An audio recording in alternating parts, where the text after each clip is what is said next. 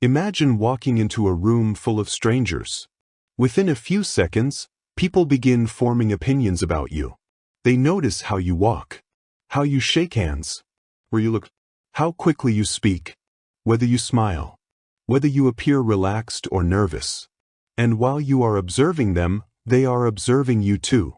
But here's the fascinating part. Most people are communicating far more than they realize. A person may tell you they're confident, while their behavior reveals uncertainty. Someone may say they're completely comfortable, while their voice, posture, and movements suggest otherwise.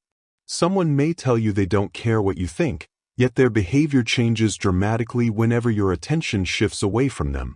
And sometimes, the most important message isn't what a person says.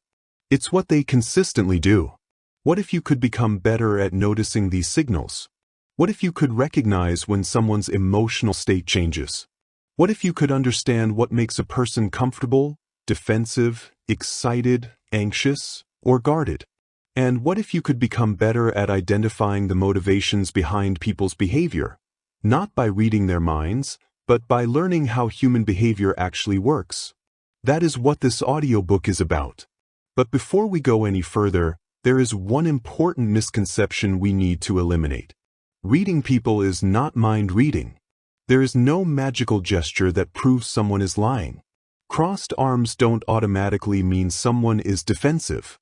Avoiding eye contact doesn't automatically mean someone is hiding something. And a smile doesn't always mean someone is happy. Human behavior is far more complicated than that. The real skill is learning to observe patterns. You learn how someone normally behaves. Then you notice when that behavior changes. You pay attention to their words, their voice, their expressions, their posture, their reactions, and most importantly, the context surrounding them. Because one behavior can mean many different things. But when several signals appear together, repeatedly, in the right context, they can begin to tell you a much more meaningful story. Think about the people you interact with every day. Your friends, your family, your coworkers, your clients, your partner, the strangers sitting across from you. How much do you actually notice about them? What topics make them suddenly become energetic? What subjects make them uncomfortable? What happens when you disagree with them? How do they behave when they don't get what they want? How do they treat someone who has nothing to offer them? And perhaps most importantly, who do they become when they are under pressure? Because pressure has a way of revealing patterns that ordinary conversation can hide. In the pages ahead, we're going to explore the psychology behind human behavior, emotional reactions, body language, vocal cues, social patterns, motivation, inconsistencies, first impressions, and manipulation. You will learn how to observe without immediately judging, how to recognize behavioral baselines, how to notice changes, how to listen beyond the words, how to understand what people may be trying to achieve, and how to become more difficult to manipulate without becoming suspicious of everyone around you.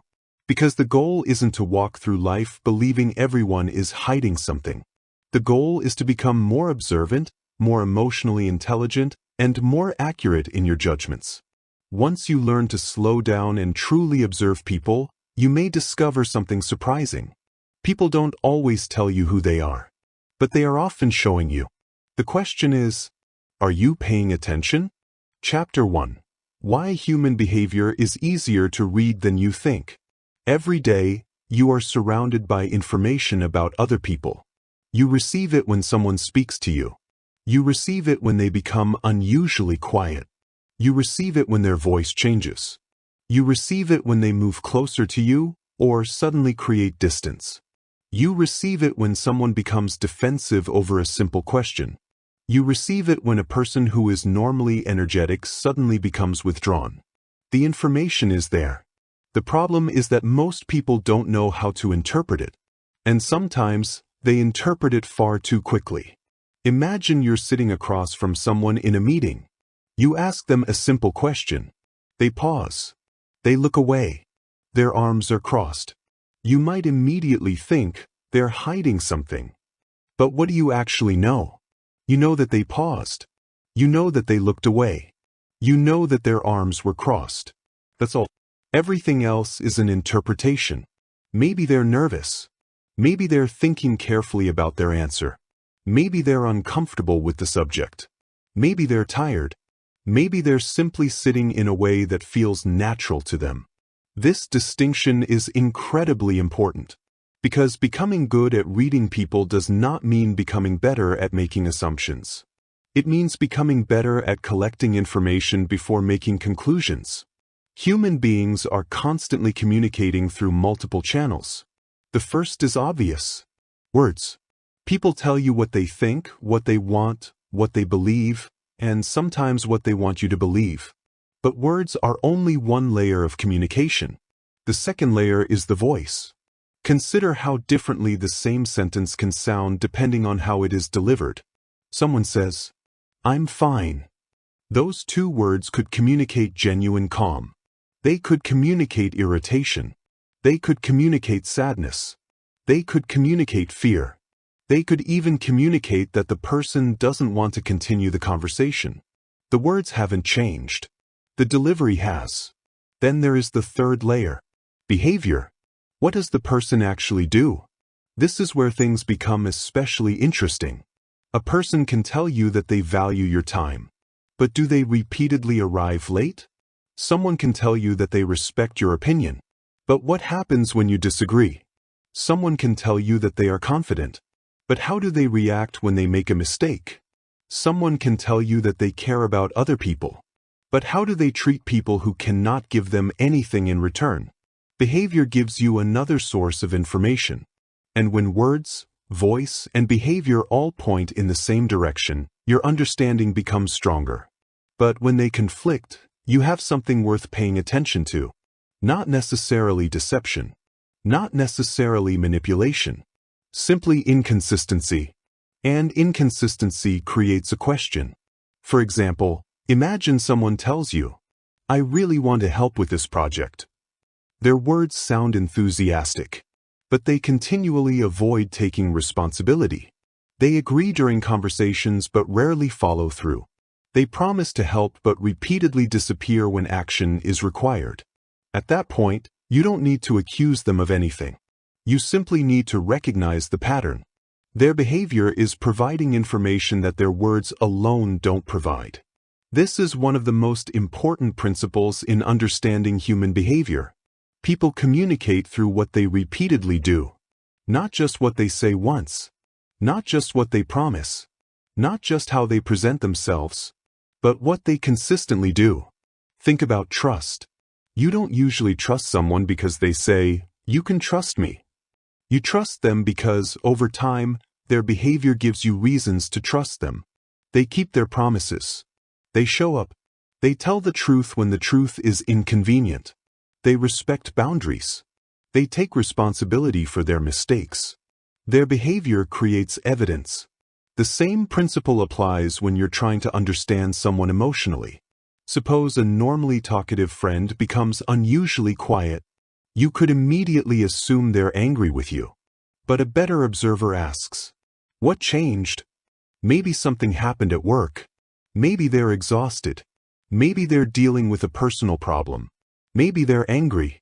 You don't know yet, but you've noticed a change. And that is where genuine observation begins. The best people readers aren't constantly thinking, "I know exactly what this person is thinking." They're thinking, "Something changed. I wonder why." That small difference separates observation from assumption. Now let's take this a step further. Human behavior is heavily influenced by context. The same behavior can mean completely different things in different environments. A person who speaks very little at a formal business meeting might simply be cautious.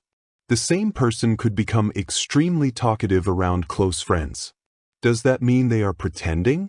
Not necessarily. It may simply mean they feel safer and more comfortable in one environment than another. Someone who avoids eye contact during a difficult conversation may be uncomfortable. But someone who avoids eye contact in general may simply have a different communication style. Someone who sits with their arms crossed could be defensive, or they could be cold. Someone who checks their phone repeatedly could be bored. Or they could be waiting for an important message. This is why psychological observation requires humility. You are working with clues, not absolute certainty. And the more you understand this, the better you become at reading people. Because instead of asking, "What does this gesture mean?" you begin asking, "What else could explain this behavior?" That question protects you from one of the biggest mistakes in human psychology: confirmation bias. Confirmation bias is our tendency to notice information that supports what we already believe while ignoring information that contradicts it. Suppose you already believe someone is arrogant. They interrupt you once. There it is. I knew it. Later, they listen carefully to someone else. You might barely notice it, but because your brain is looking for evidence that confirms your original judgment. The same thing can happen when you decide someone is trustworthy. They do something questionable, but you explain it away. They probably had a good reason. Your brain isn't always trying to discover the truth. Sometimes it's trying to protect the story you've already created.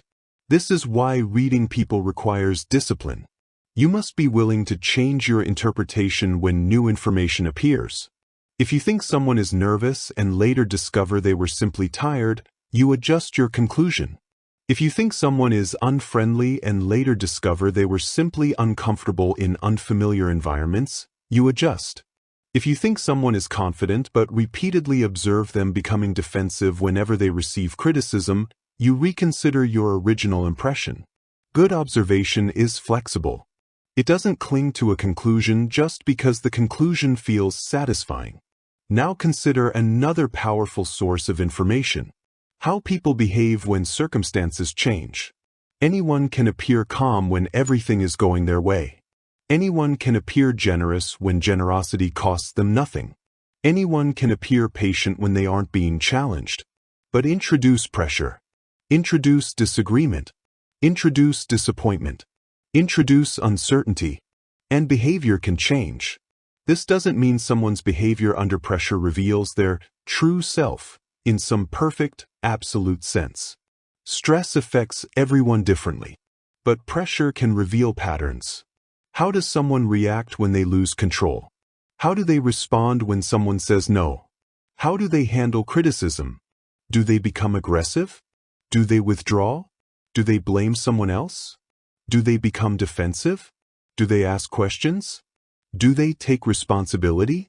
These reactions can tell you a great deal about a person's coping style. And sometimes you learn more about a person from how they handle a small disagreement than from an hour of pleasant conversation. Because pleasant conversation allows people to present themselves. Challenges require them to respond. And responses create information. This brings us to another important distinction. Presentation is not the same as personality. People present themselves differently depending on what they want. A salesperson may become more enthusiastic. A job applicant may become more polished. A person meeting someone they admire may become unusually agreeable. Someone trying to impress a potential partner may emphasize their strengths. This doesn't automatically mean they're being fake. It's normal human behavior. We all adjust our presentation depending on the situation. The skill is learning to distinguish between someone's social presentation and their behavioral patterns over time. If someone appears generous for 5 minutes, you don't yet know whether they're consistently generous. If someone appears confident during one meeting, you don't know how they handle failure. If someone seems incredibly charming when they want something from you, you don't yet know how they behave when they don't need anything from you. Time reveals patterns. And patterns reveal much more than isolated moments. So, if you want to become better at reading people, start by becoming a better observer. Don't rush. Don't label. Don't assume. But listen. Compare. Notice changes. Ask what might explain them. And most importantly, give yourself permission to say, "I don't know yet." Those 3 words are incredibly powerful. Because when you don't know, you remain curious. And curiosity allows you to collect more information. The moment you convince yourself that you already know exactly what someone is thinking, you stop observing. You start looking only for evidence that supports your conclusion. But when you remain curious, every interaction becomes an opportunity to learn. You begin noticing the small things. The sudden change in tone. The hesitation before an answer. The topic that makes someone's energy rise. The subject they consistently avoid. The difference between what they promise and what they actually do. And gradually, you begin to see something most people overlook. Human behavior is rarely random. There are patterns. There are triggers. There are habits. There are emotional responses. There are motivations. And once you learn how to observe those patterns without jumping to conclusions, you begin to understand people on a much deeper level. But there is one principle you need before you can interpret any of those signals correctly. Before you decide that someone's behavior is unusual, you need to know what normal looks like for that person. And that brings us to one of the most important concepts in the psychology of reading people, the behavioral baseline. Chapter 2, the first rule, observe before you judge. Imagine you're sitting in a cafe, watching people pass by. A man walks through the door. His arms are crossed. His face looks serious. He doesn't smile at anyone. He chooses a table by himself and keeps his phone in his hand. What would you think about him? Maybe he's unfriendly. Maybe he's arrogant. Maybe he's angry. Maybe he's uncomfortable around people. Or perhaps he's simply waiting for someone. Maybe he's cold. Maybe he's having a difficult day. Maybe he's concentrating on an important message. The truth is, from those observations alone, you don't know. And this is where one of the most important rules of reading human behavior begins. Observe first. Interpret second. It sounds simple, but in practice, it is incredibly difficult. Our brains are designed to make quick judgments. When we encounter a new person, our minds immediately begin asking questions. Is this person safe? Can I trust them? Are they friendly? Are they confident? Are they important? Are they a threat? Can they help me? This rapid assessment has helped human beings navigate social environments for thousands of years. The problem is that speed and accuracy are not always the same thing. A quick judgment can feel completely certain while being completely wrong. Think about how often you have met someone for the first time and immediately formed an opinion about them. Maybe you thought they were arrogant. Then you got to know them and discovered they were simply shy. Maybe you thought someone was extremely confident. Later, you realized they were desperately seeking approval. Maybe someone appeared cold and distant. Then you discovered they were actually kind but uncomfortable in unfamiliar social situations. Your first impression wasn't necessarily based on nothing. You probably noticed real signals. The problem was the conclusion you attached to those signals. This distinction is essential. There is a difference between saying, "I noticed that," and saying, "I know what that means." The first is observation. The second is interpretation. Let's take a simple example. You're talking to someone. They suddenly look at their phone. What do you know? You know they looked at their phone. That's the observation. What might it mean? Perhaps they're bored. Perhaps they're expecting an urgent message. Perhaps they received a notification. Perhaps they're uncomfortable with the conversation. Perhaps they're checking the time. There are many possibilities. If you immediately decide, "They're disrespecting me," you have moved from observation to judgment without enough information. This happens constantly. Someone doesn't reply to your message. They're ignoring me. Someone doesn't greet you. They don't like me. Someone disagrees with you. They're trying to undermine me. Someone doesn't laugh at your joke. They're judging me. Notice the pattern. The event is usually very small. But the story we build around the event can become enormous. And once the story begins, our emotions often follow it. You become angry because you believe someone disrespected you. You become anxious because you believe someone is losing interest. You become suspicious because you believe someone is hiding something. But what if your interpretation is wrong? This is why observation is such a powerful psychological skill. It creates a small gap between what happened and what you think happened. That gap can completely change the way you respond. Instead of, "They're ignoring me," "They haven't responded yet." Instead of, "She's angry with me," "Her tone seems different today." Instead of, "He's lying," "His explanation seems inconsistent with what he said earlier." Notice what happens. The second version doesn't remove the information. It simply removes the unnecessary certainty. You are still paying attention, but you aren't pretending to know more than you actually know. This is intellectual discipline, and it is one of the foundations of emotional intelligence. The three-step process. A simple way to practice this is to use 3 steps: observation, interpretation, verification. Let's break them down. Step 1. Observation.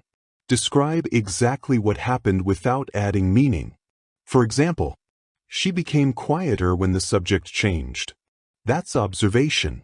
Not, she became quiet because she doesn't like me. That's interpretation. The first statement describes what you saw. The second statement describes what you think caused it. Keep them separate. Step 2. Interpretation. Now consider possible explanations. Maybe the topic made her uncomfortable. Maybe she didn't know what to say. Maybe she disagreed. Maybe she was distracted. Maybe she was simply tired. At this stage, don't search for one explanation. Generate several. This protects you from locking onto the first story your brain creates. Step 3. Verification. Now look for additional information. What happens next? Does she become more relaxed when the topic changes? Does she explain why she's quiet? Does her behavior change with everyone or only with you? Has she behaved this way before? Does her voice change? Does her body language change? Does the situation provide another explanation? Verification turns speculation into better judgment. And sometimes verification is as simple as asking a respectful question. Is everything okay? Did something about that topic bother you? Would you rather talk about something else? You don't have to play detective. Sometimes direct communication is the best psychological tool available. Why single signals are dangerous? One of the biggest mistakes people make when learning about body language is treating individual behaviors like universal codes. They read that crossed arms mean defensiveness.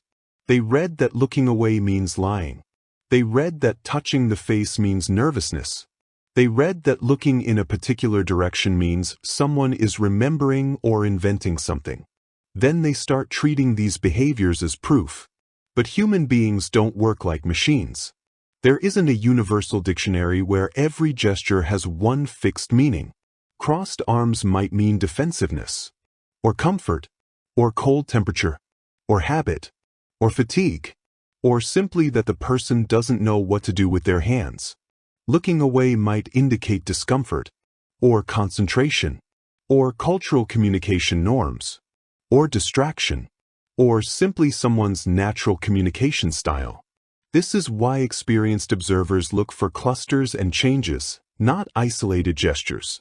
One signal is weak evidence. Several consistent signals occurring together are more meaningful.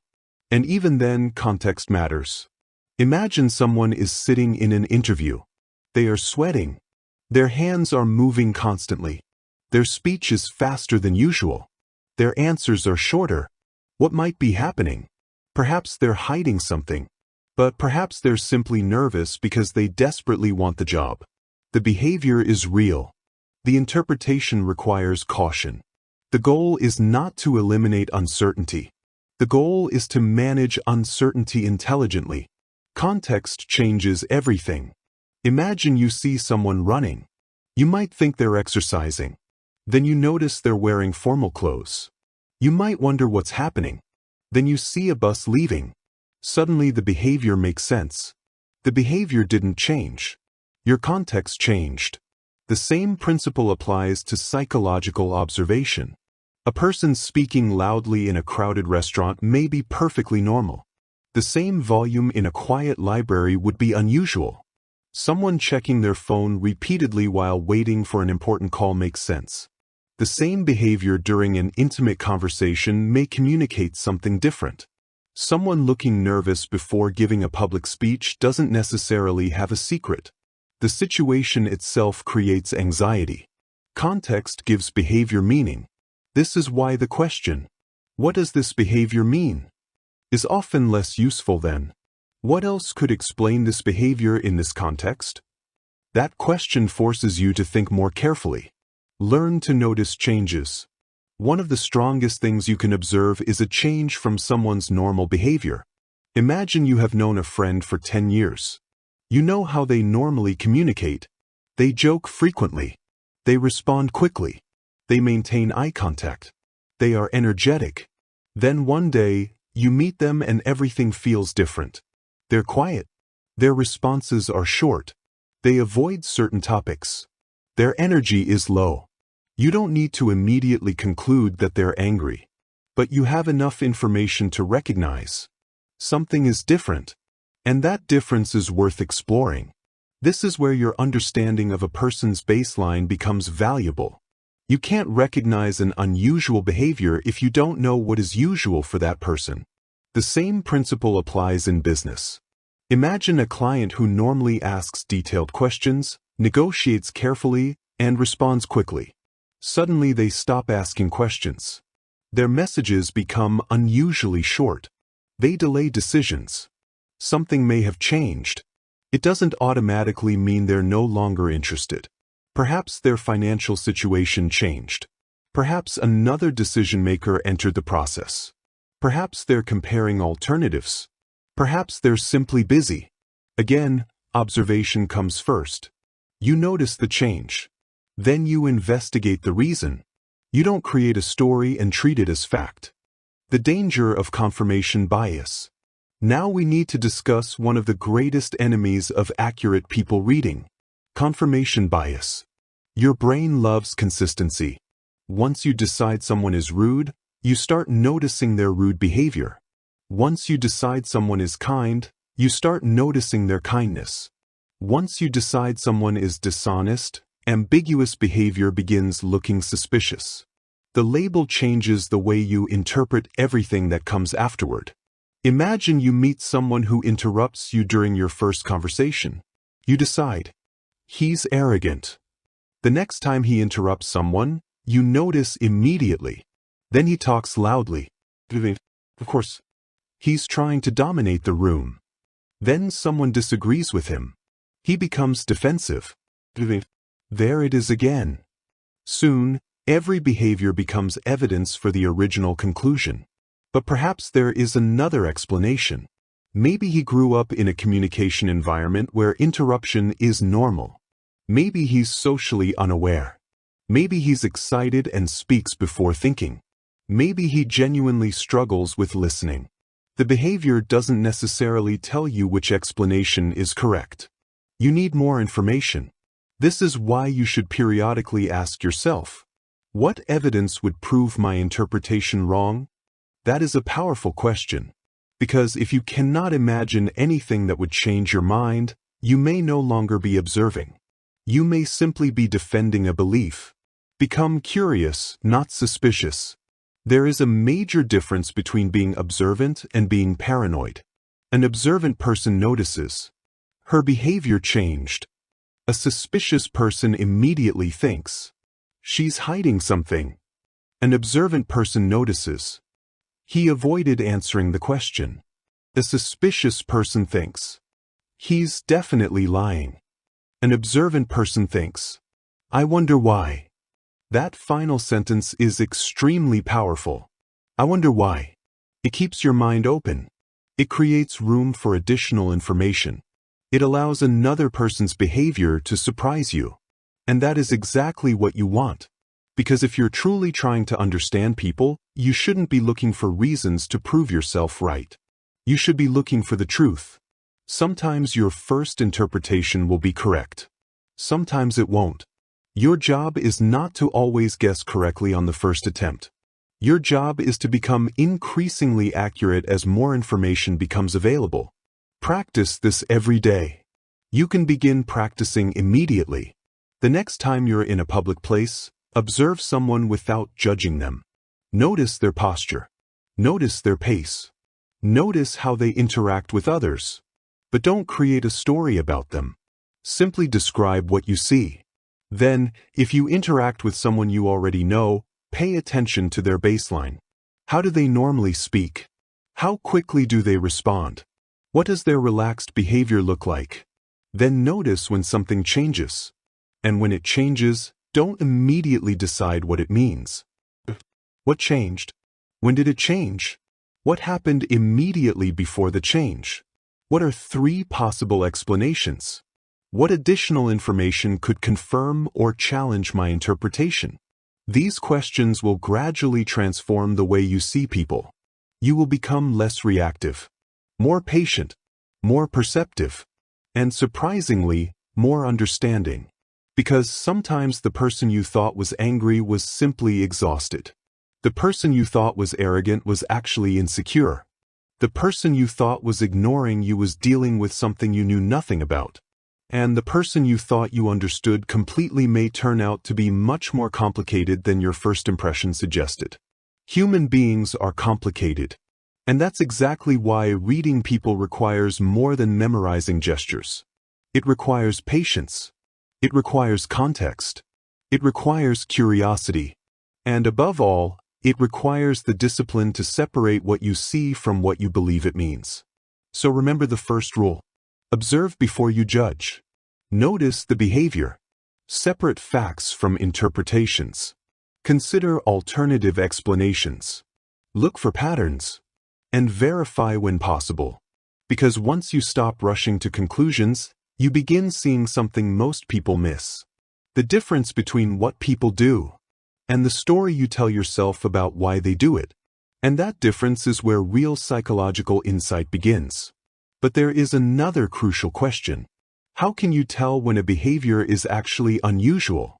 To answer that, you need to understand the person before you interpret the person. You need to discover their normal. You need to establish their behavioral baseline. Chapter 3. Learn someone's baseline. Imagine meeting someone for the first time. They speak quickly. They smile frequently. They use their hands when they talk. They maintain strong eye contact. They seem energetic and confident. Then, halfway through the conversation, something changes. Their speech becomes slower. Their answers become shorter. They stop smiling. Their eye contact decreases. Their hands become still.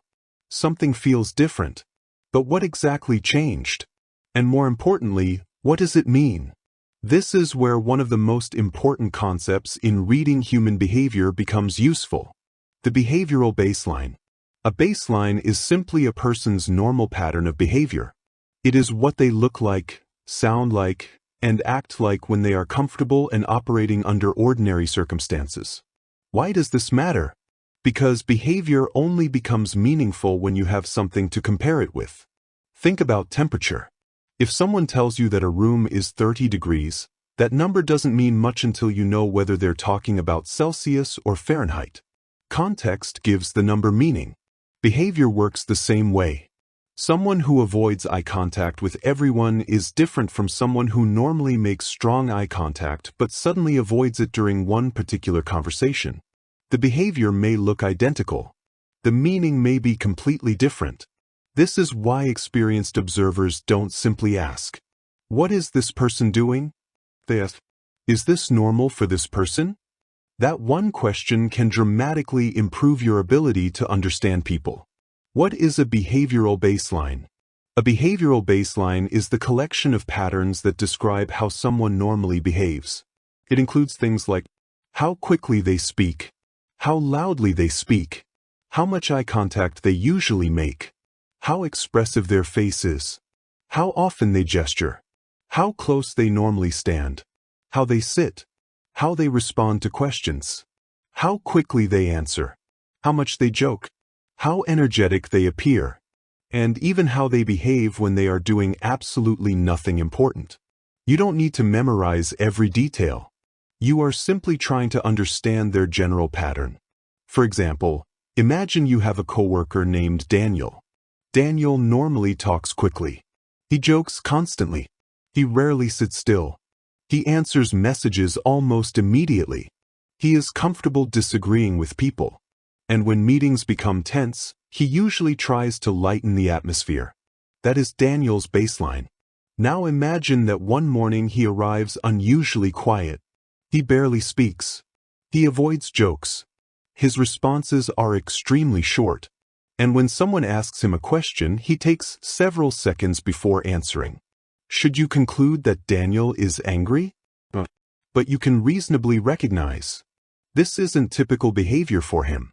And that change is information. Perhaps he had a difficult morning. Perhaps he's worried about something. Perhaps he's sick. Perhaps he had an argument with someone. Perhaps something happened at work. You don't know. But now you have a reason to pay attention. This is the power of a baseline. It doesn't tell you the answer. It tells you where to look for the question. Baseline is more important than body language. This is one of the biggest mistakes people make when learning about human behavior. They search for universal meanings. They want a simple formula. Crossed arms equals defensiveness. Looking away equals lying. Touching the face equals nervousness. Smiling equals happiness. But human behavior is not that simple. Imagine two people sitting in the same room with their arms crossed. The first person always sits this way. They cross their arms when they're relaxed. They cross their arms while watching television. They cross their arms during conversations with friends. They even cross their arms while listening to music. For this person, crossed arms may simply be a comfortable posture. Now imagine another person who normally sits with an open posture. Their arms are usually relaxed. Their hands are visible. They lean slightly toward people when listening. But during a particular conversation, they suddenly cross their arms tightly against their chest. That change is more interesting. Because it represents a deviation from their baseline. The behavior itself isn't the message. The change is the clue. 3 questions to ask. When observing someone's behavior, begin with 3 simple questions. Question 1. What is normal for this person? Don't judge them yet. Observe them. How do they normally behave when they are comfortable? Question 2. What has changed? Look for differences. Maybe their tone changed. Maybe their speech became faster. Maybe they became unusually quiet. Maybe they stopped making eye contact. Maybe they started moving constantly. Maybe they suddenly became much more enthusiastic. Question 3. What happened immediately before the change? This is where things become particularly interesting. Suppose someone is relaxed and joking with you. Then you mention a particular subject. Their smile disappears. Their answers become shorter. Their posture becomes rigid. What happened immediately before the shift? The topic changed. That doesn't prove the topic caused the emotional reaction, but it gives you a useful clue. You can now pay closer attention. Maybe the topic is sensitive. Maybe it reminds them of something. Maybe they disagree with you. Maybe they don't understand the subject. Maybe they simply don't enjoy talking about it. Again, you don't assume. You investigate. Baselines must be established in the right environment. There is another important complication. People don't have one single behavior pattern. We behave differently in different environments. Someone may be extremely confident with close friends but nervous in professional meetings. Someone may be quiet at work but energetic at home. Someone may speak slowly in serious conversations but extremely quickly when discussing something they're passionate about. So you need to consider situational baselines. Instead of asking, what's this person's normal behavior? What does this person's normal behavior look like in this particular situation? This is much more accurate. Imagine a university professor. In the classroom, she speaks clearly and confidently. She makes eye contact. She moves around the room. She appears completely comfortable. But at a large social gathering, she becomes quiet and reserved. Which version is the real her? Human beings are not one-dimensional. Different environments activate different sides of our personality. This is why you should avoid labeling people too quickly. A person isn't necessarily shy. They may simply be shy in certain situations. A person isn't necessarily confident.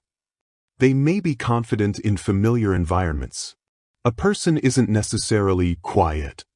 They may simply have nothing to say in a particular conversation. Behavior is situational. Baseline and emotional changes. A person's baseline can also help you recognize emotional shifts.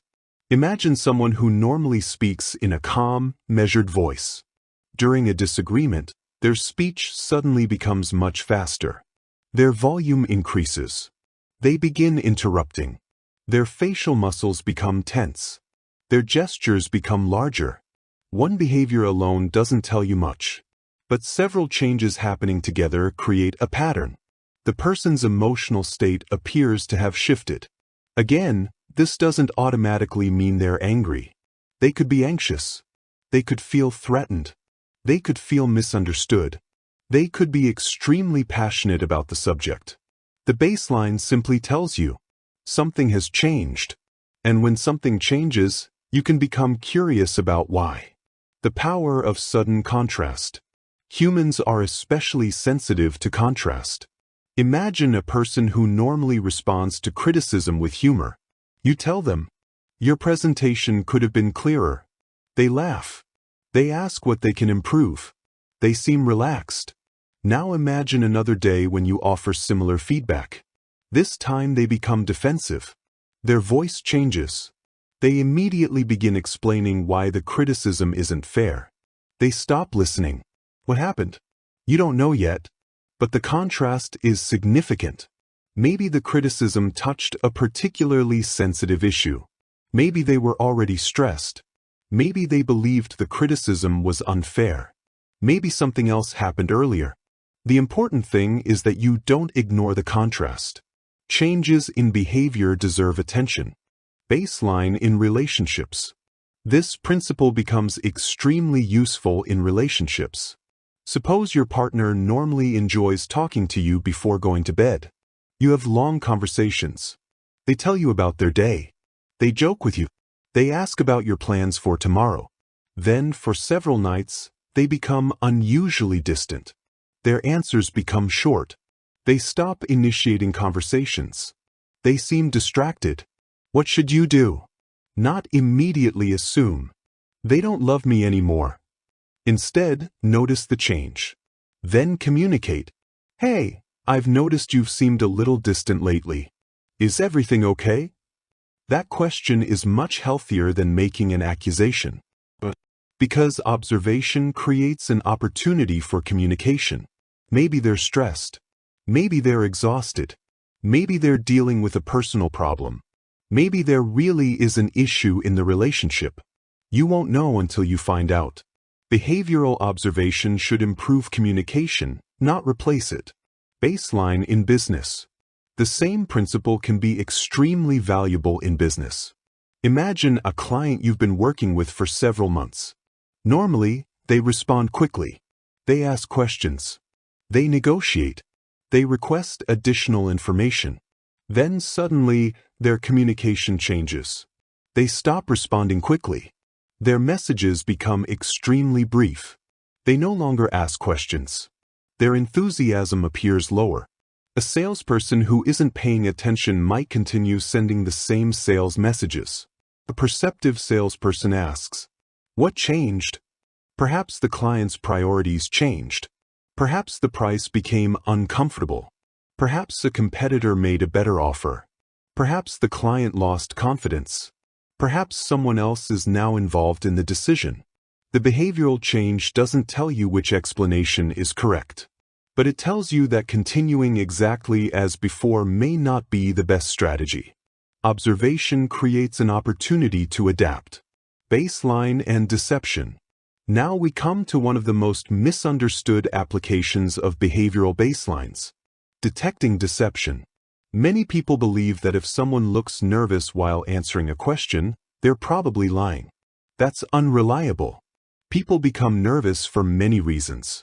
But here's where the baseline concept becomes useful. Suppose someone is naturally nervous. They fidget constantly. They look around. They speak quickly. Their hands are always moving.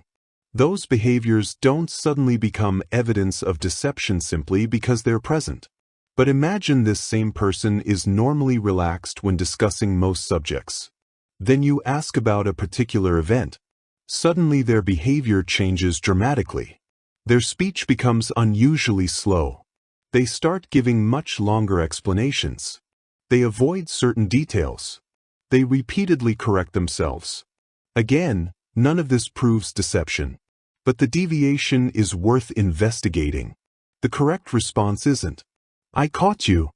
The correct response is, "I noticed something changed. Let me understand why." That mindset keeps you rational. Don't confuse nervousness with guilt. This deserves special attention. Nervousness is not guilt. Someone can be nervous because they are lying. But they can also be nervous because they are telling the truth and are afraid they won't be believed. A person can appear confident while lying. A person can appear nervous while telling the truth.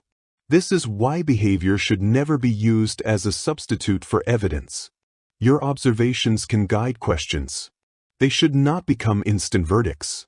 That principle will protect you from making serious mistakes in relationships, business, and everyday life. Baselines change. Another important point: a person's baseline isn't permanent. People change. Stress changes behavior. Age changes behavior. New environments change behavior. Major life events change behavior. Health, exhaustion, confidence, social experiences, and responsibilities can all influence how someone behaves. So you shouldn't think, "I know exactly what this person is like." Instead think, "I have an understanding of how they usually behave right now." That small distinction keeps your observations flexible. You are continuously updating your understanding. How to build a baseline. You don't need to become obsessed with observing people. Simply become more attentive. When you meet someone regularly, notice their ordinary behavior. How do they greet people? How do they speak when relaxed? How do they respond to disagreement? How expressive are they? How much eye contact do they naturally make? How do they behave when they're excited? How do they behave when they're tired? How do they react when something doesn't go according to plan? Over time, these observations create a psychological map. And once that map exists, deviations become easier to notice. But remember, the purpose of a baseline isn't to control people. It isn't to manipulate them. It isn't to constantly search for evidence that something is wrong. It is simply a tool for understanding. Because understanding another person's normal behavior gives you something incredibly valuable. And context makes interpretation more accurate. The baseline mindset. From now on, when you notice an unusual behavior, pause. Don't immediately ask, "What does that mean?" First ask, "Is this unusual for this person?" Then ask, "When did it change?" What happened immediately before the change? And finally, what are the possible explanations? These questions will slow down your assumptions and sharpen your observations. You will begin to notice that people aren't simply confident or nervous. They move through different emotional states. They adapt to different environments. They respond differently to different people. And those changes create information. The more carefully you observe, the more patterns you'll begin to see. You'll notice when someone's energy changes. You'll notice when their voice changes. You'll notice when their enthusiasm disappears. You'll notice when they become unusually defensive. You'll notice when a particular subject seems to affect them. And you will begin to understand one of the deepest principles of human behavior. Change is often more informative than the behavior itself. A person who always avoids eye contact tells you very little from that behavior alone. But a person who suddenly avoids eye contact when a particular subject is mentioned gives you something to investigate. A person who always speaks quickly tells you little. But someone who suddenly changes their speaking rhythm may be experiencing a shift in emotion. A person who always sits with crossed arms tells you little. But someone who suddenly becomes physically closed after a particular statement may be responding to something in the interaction. The baseline gives the behavior a reference point. Without the reference point, you are guessing. With it, you are observing change. And change is where the story often begins. So remember, don't just watch what people do. Learn how they normally behave. Learn their rhythm. Learn their patterns. Learn their ordinary. Because once you understand someone's normal behavior, the unusual becomes easier to see. And once you can see the unusual, you can begin asking a much more powerful question. What caused the change? That question takes us deeper into human psychology. Because the next step isn't simply recognizing that someone's behavior has changed. It's learning how to understand the signals their face, eyes, posture, and movements may be giving you. And that is where we turn our attention next. To the language of the face and eyes. Chapter 4. Reading the face and eyes. Before a person says a single word, you have probably already noticed their face. You notice whether they are smiling. You notice whether their expression is relaxed or tense. You notice whether they look interested, surprised, confused, bored, or uncomfortable. And you probably do this without consciously thinking about it. The human face is one of the most powerful sources of social information we have. A slight change in someone's expression can change the entire meaning of a conversation. A smile can make a greeting feel warm. A raised eyebrow can communicate surprise. A tightened mouth can suggest tension. A furrowed brow can signal concentration or concern. A person's eyes can appear focused and engaged one moment, then distant or distracted the next. But here's where things become interesting. Although the face communicates a great deal, it doesn't provide a simple dictionary of human thoughts. There is no universal rule saying, look away and you're lying. Smile and you're happy. Raise your eyebrows and you're surprised. Human behavior is much more complicated. The real skill is learning to notice changes, combinations, and context. And once again, the behavioral baseline you learned about in the previous chapter becomes extremely important. Because the question isn't simply, what is this person's face doing? The better question is, how does this person's expression normally look, and what has changed? The face is constantly moving. Think about your own face during an ordinary conversation. You may not realize how often your expression changes. Your eyebrows move when you're surprised. Your eyes widen when something catches your attention. Your mouth changes shape when you're thinking. You smile when you're amused. You tighten your lips when you're uncertain. Your forehead may wrinkle when you're concentrating. Your eyes may narrow when you're trying to understand something. Most of these movements happen automatically. You aren't consciously planning every expression. This is one reason facial behavior can provide useful information. But remember, useful information is not the same as absolute proof. An expression gives you a clue. It doesn't give you a complete psychological diagnosis.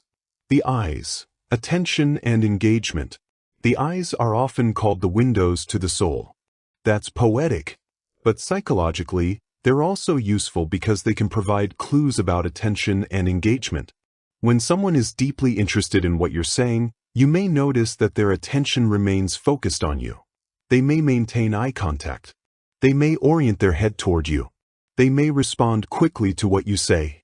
They may follow your expressions. But attention isn't always demonstrated through constant eye contact. Some people naturally make less eye contact. Some cultures have different expectations around eye contact. Some people look away while thinking. Some people become uncomfortable when staring directly at someone. And some people simply have different communication habits. So don't make the mistake of thinking eye contact equals honesty. It doesn't. A dishonest person can maintain eye contact. An honest person can avoid it.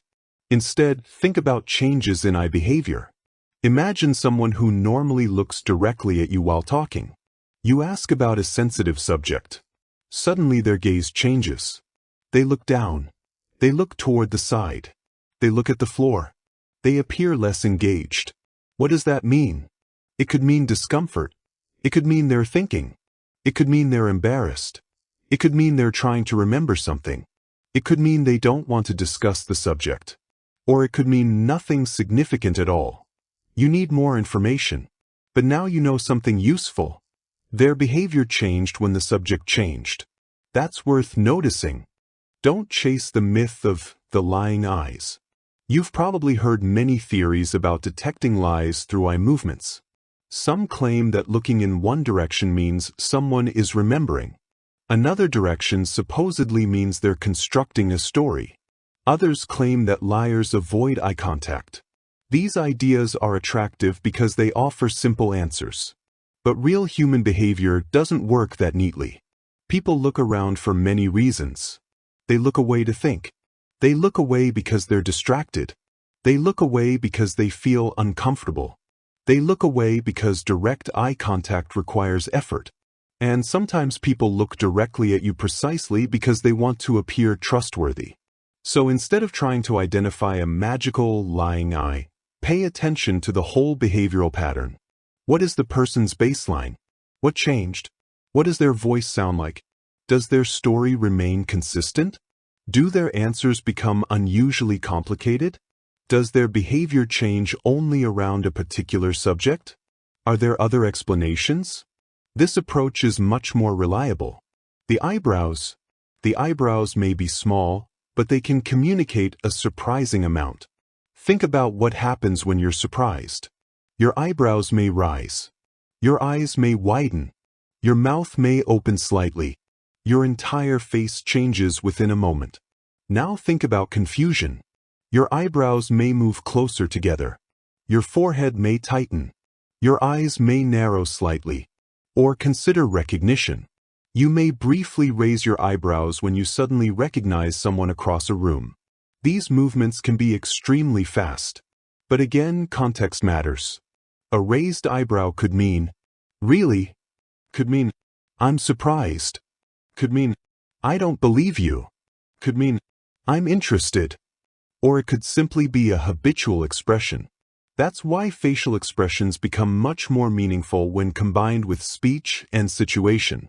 Imagine someone tells you, "I just bought a house." Their eyebrows rise. Their eyes widen. Their smile appears. Their voice becomes more energetic. Now you have a cluster of signals consistent with excitement or surprise. Compare that with someone saying the same words with a flat expression, minimal energy, and no visible enthusiasm. That contrast might make you curious. But again, don't jump to conclusions. People express emotions differently. Some people are naturally expressive. Others are extremely restrained. The baseline matters. The mouth reveals tension. The mouth is another area worth observing. People sometimes press their lips together when they're concentrating. They may tighten their mouth when they're uncomfortable. They may smile when they're genuinely amused. But they may also smile socially even when they aren't particularly happy. This is why the word smile doesn't automatically equal happiness. Think about how many different smiles you have seen. There's the spontaneous smile when someone tells a genuinely funny joke. There's the polite smile you give someone when they greet you. There's the nervous smile that appears during an uncomfortable moment. There's the smile someone gives when they are trying to remain friendly during disagreement. The mouth alone doesn't tell the whole story. Look at the rest of the face. Does the expression appear relaxed? Are the eyes engaged? Does the voice match the emotion? Does the person's body appear comfortable? Does the expression remain consistent? This is how you move from simple observation to more sophisticated interpretation. The difference between a social smile and genuine enjoyment. One fascinating aspect of facial behavior is that not all smiles carry the same emotional quality. A genuine smile often involves more than simply moving the corners of the mouth. The muscles around the eyes can also change. The person's entire face may appear more relaxed and engaged. A polite social smile can involve mainly the mouth while the rest of the expression remains relatively neutral. But don't turn this into another rigid rule. People differ. Some people naturally smile with their entire face. Others have subtle expressions. Cultural expectations and social settings also influence how people smile. The useful lesson is simply this. Look at the whole face, not one feature. Micro-expressions. You may have heard the term micro-expression. It refers to very brief facial expressions that can occur when emotions arise. These expressions can be extremely quick. A flash of surprise. A moment of fear. A brief expression of disgust. A sudden tightening around the mouth. A momentary change in the eyebrows. These tiny movements can be interesting because they may happen before a person consciously controls their expression. But there's an important warning. Micro-expressions are not magical lie detectors. Seeing a brief expression of fear doesn't tell you, this person is lying.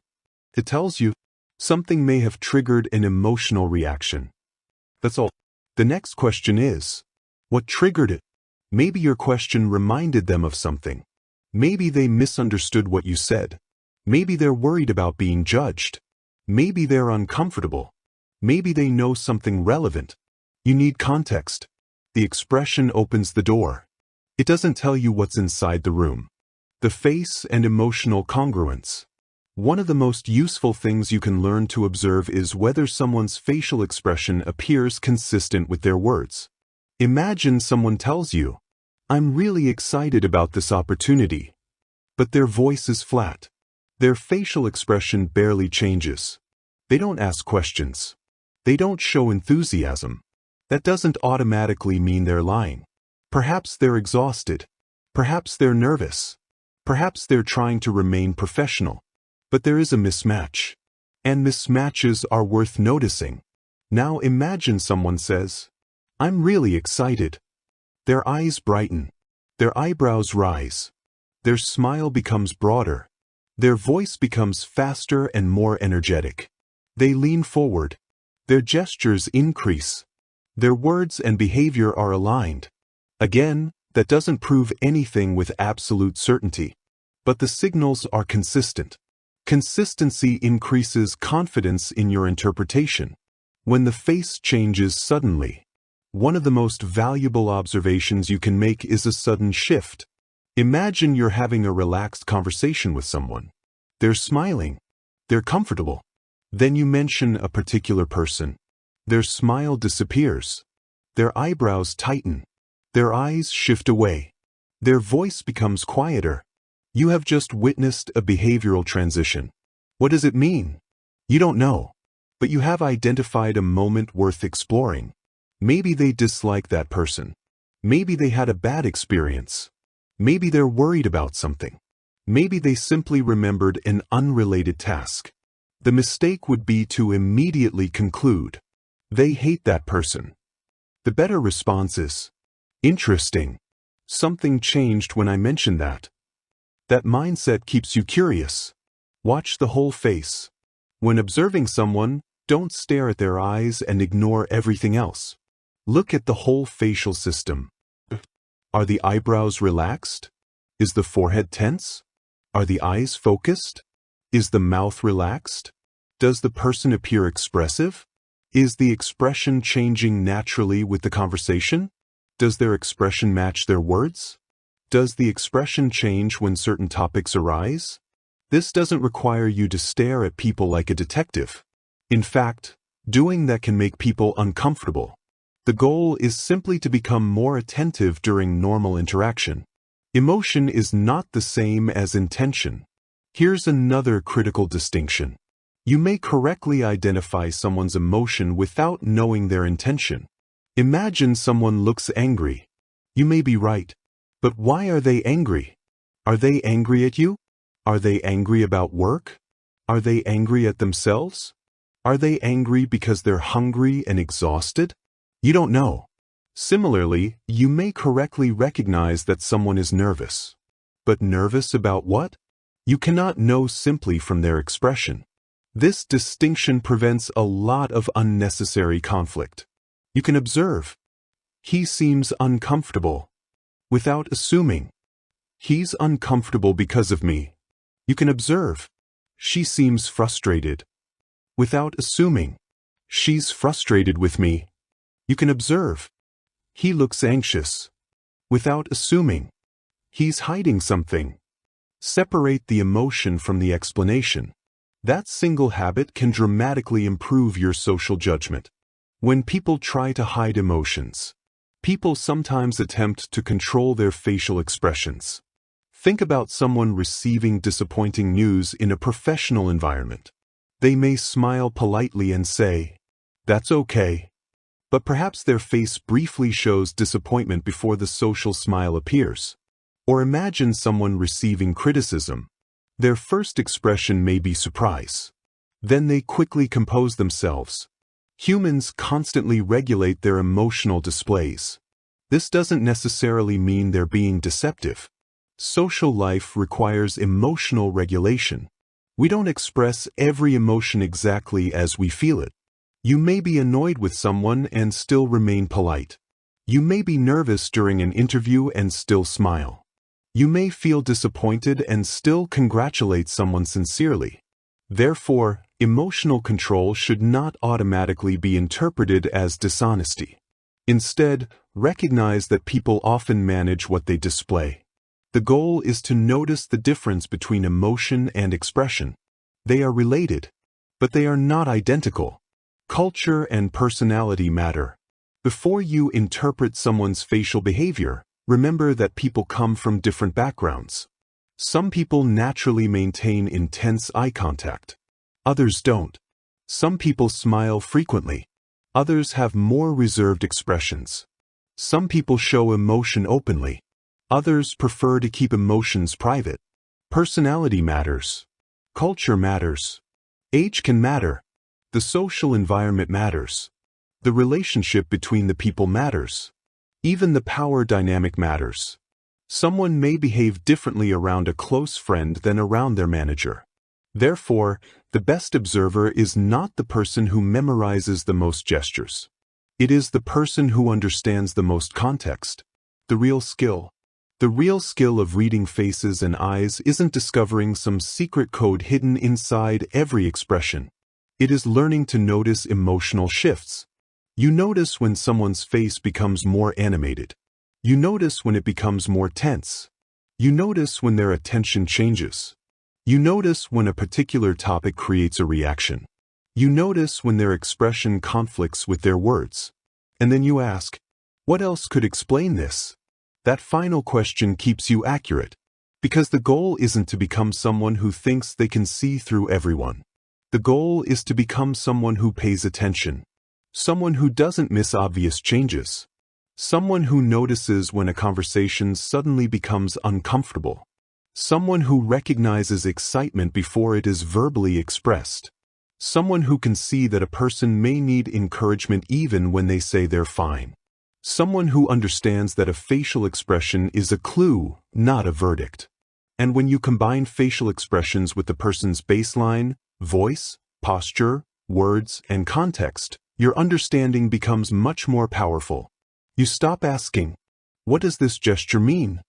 And you start asking, what changed, what else is happening, and what might explain it? That is a much more sophisticated way of reading people. Because human beings don't communicate through one signal. They communicate through systems. The face works together with the eyes. The eyes work together with the voice. The voice works together with the words. The body works together with the situation. And when all these pieces begin telling a similar story, you can become much better at understanding the emotional landscape of an interaction. But there is another channel of communication that people often underestimate. You can hide your expression. You can control your posture. You can even choose your words carefully. But your voice can still reveal changes in your emotional state. The speed, the volume, the pauses, the pitch, the rhythm, the hesitation. And sometimes what a person says matters less than how they say it. That is where we go next. The language of the voice. Chapter 5. The language of the body. Before someone speaks, their body has already entered the conversation. The way they stand, the way they sit, the distance they keep from you, the direction their body faces, the speed at which they move, the amount of space they occupy, even the way they position their hands. All of these behaviors can provide information. But just like facial expressions and eye contact, body language is not a secret code with one fixed meaning for every person. A crossed arm does not automatically mean defensiveness. A person leaning away does not automatically mean they dislike you. Someone standing tall does not automatically mean they're confident. The human body is more complicated than that. The real skill is learning to observe patterns, changes, clusters, and context. And when you do that, the body becomes another valuable source of psychological information. Your body speaks before your words. Imagine walking into a room where nobody knows you. Before you introduce yourself, people have already seen you. They may have noticed whether you walked quickly or slowly, whether you looked around confidently or cautiously, whether your shoulders were relaxed or tense, whether you smiled, whether you appeared comfortable taking up space. They don't necessarily know what any of it means, but their brains are already processing the information. This happens because humans constantly make social judgments from physical behavior. We use body language to estimate things like comfort, tension, confidence, interest, discomfort, engagement, and sometimes threat. But here's the important part. These are estimates, not facts. Your body provides clues. It doesn't provide certainty. Posture and comfort. Start with posture. Imagine two people sitting in a meeting. One sits comfortably with their shoulders relaxed. Their body is slightly oriented toward the speaker. Their hands are resting naturally. They occasionally lean forward. The other person sits rigidly. Their shoulders are tense. Their body is turned away. Their arms are tightly folded. Their movements are minimal. Which person appears more comfortable? Probably the first. But notice that we haven't said the second person dislikes the meeting. We are simply observing a difference in physical comfort. That distinction matters. A rigid posture could come from anxiety. It could come from physical discomfort. It could come from concentration. It could come from a person's natural sitting style. So posture gives you a clue about someone's physical or emotional state. But you still need context. Open and closed posture. You will often hear people describe body language as open or closed. Open posture might include relaxed shoulders, unrestricted arm position, a body oriented toward another person, natural movement, a relaxed facial expression. Closed posture might include arms held tightly against the body, a rigid torso, reduced movement, turning away, creating physical distance. Again, these descriptions can be useful, but don't turn them into automatic judgments. A person with crossed arms isn't necessarily angry. They may simply be comfortable that way. The key question is, did their posture change? Suppose someone begins a conversation with an open posture. They're leaning toward you. Their arms are relaxed. They're smiling. Then you mention a particular subject. Suddenly they sit back. Their arms cross. Their body turns slightly away. Their facial expression becomes more serious. Now you have a meaningful change. It doesn't tell you exactly what they're thinking, but it tells you that the interaction may have become less comfortable. That's useful information. Body orientation. Another subtle signal is the direction of someone's body. When people are engaged in a conversation, they often orient their torso or feet toward the person or activity they're attending to. Imagine you're speaking to someone at a party. Their face is turned toward you, but their torso is pointed toward the exit. Their feet are angled toward another group. They keep glancing elsewhere. What might that mean? Perhaps they're ready to leave. Perhaps they're waiting for someone. Perhaps another conversation has caught their attention. Perhaps they're uncomfortable. You don't know, but you can recognize that their attention may be divided. Now imagine the opposite. Their body is oriented toward you. They lean slightly forward. They maintain attention. They respond naturally. Their body remains engaged throughout the conversation. The overall pattern suggests stronger involvement. Again, the body doesn't tell you exactly what is happening inside someone's mind, but it can help you understand where their attention appears to be going. Leaning toward and leaning away. People sometimes change their physical distance during conversations. Leaning forward can accompany interest.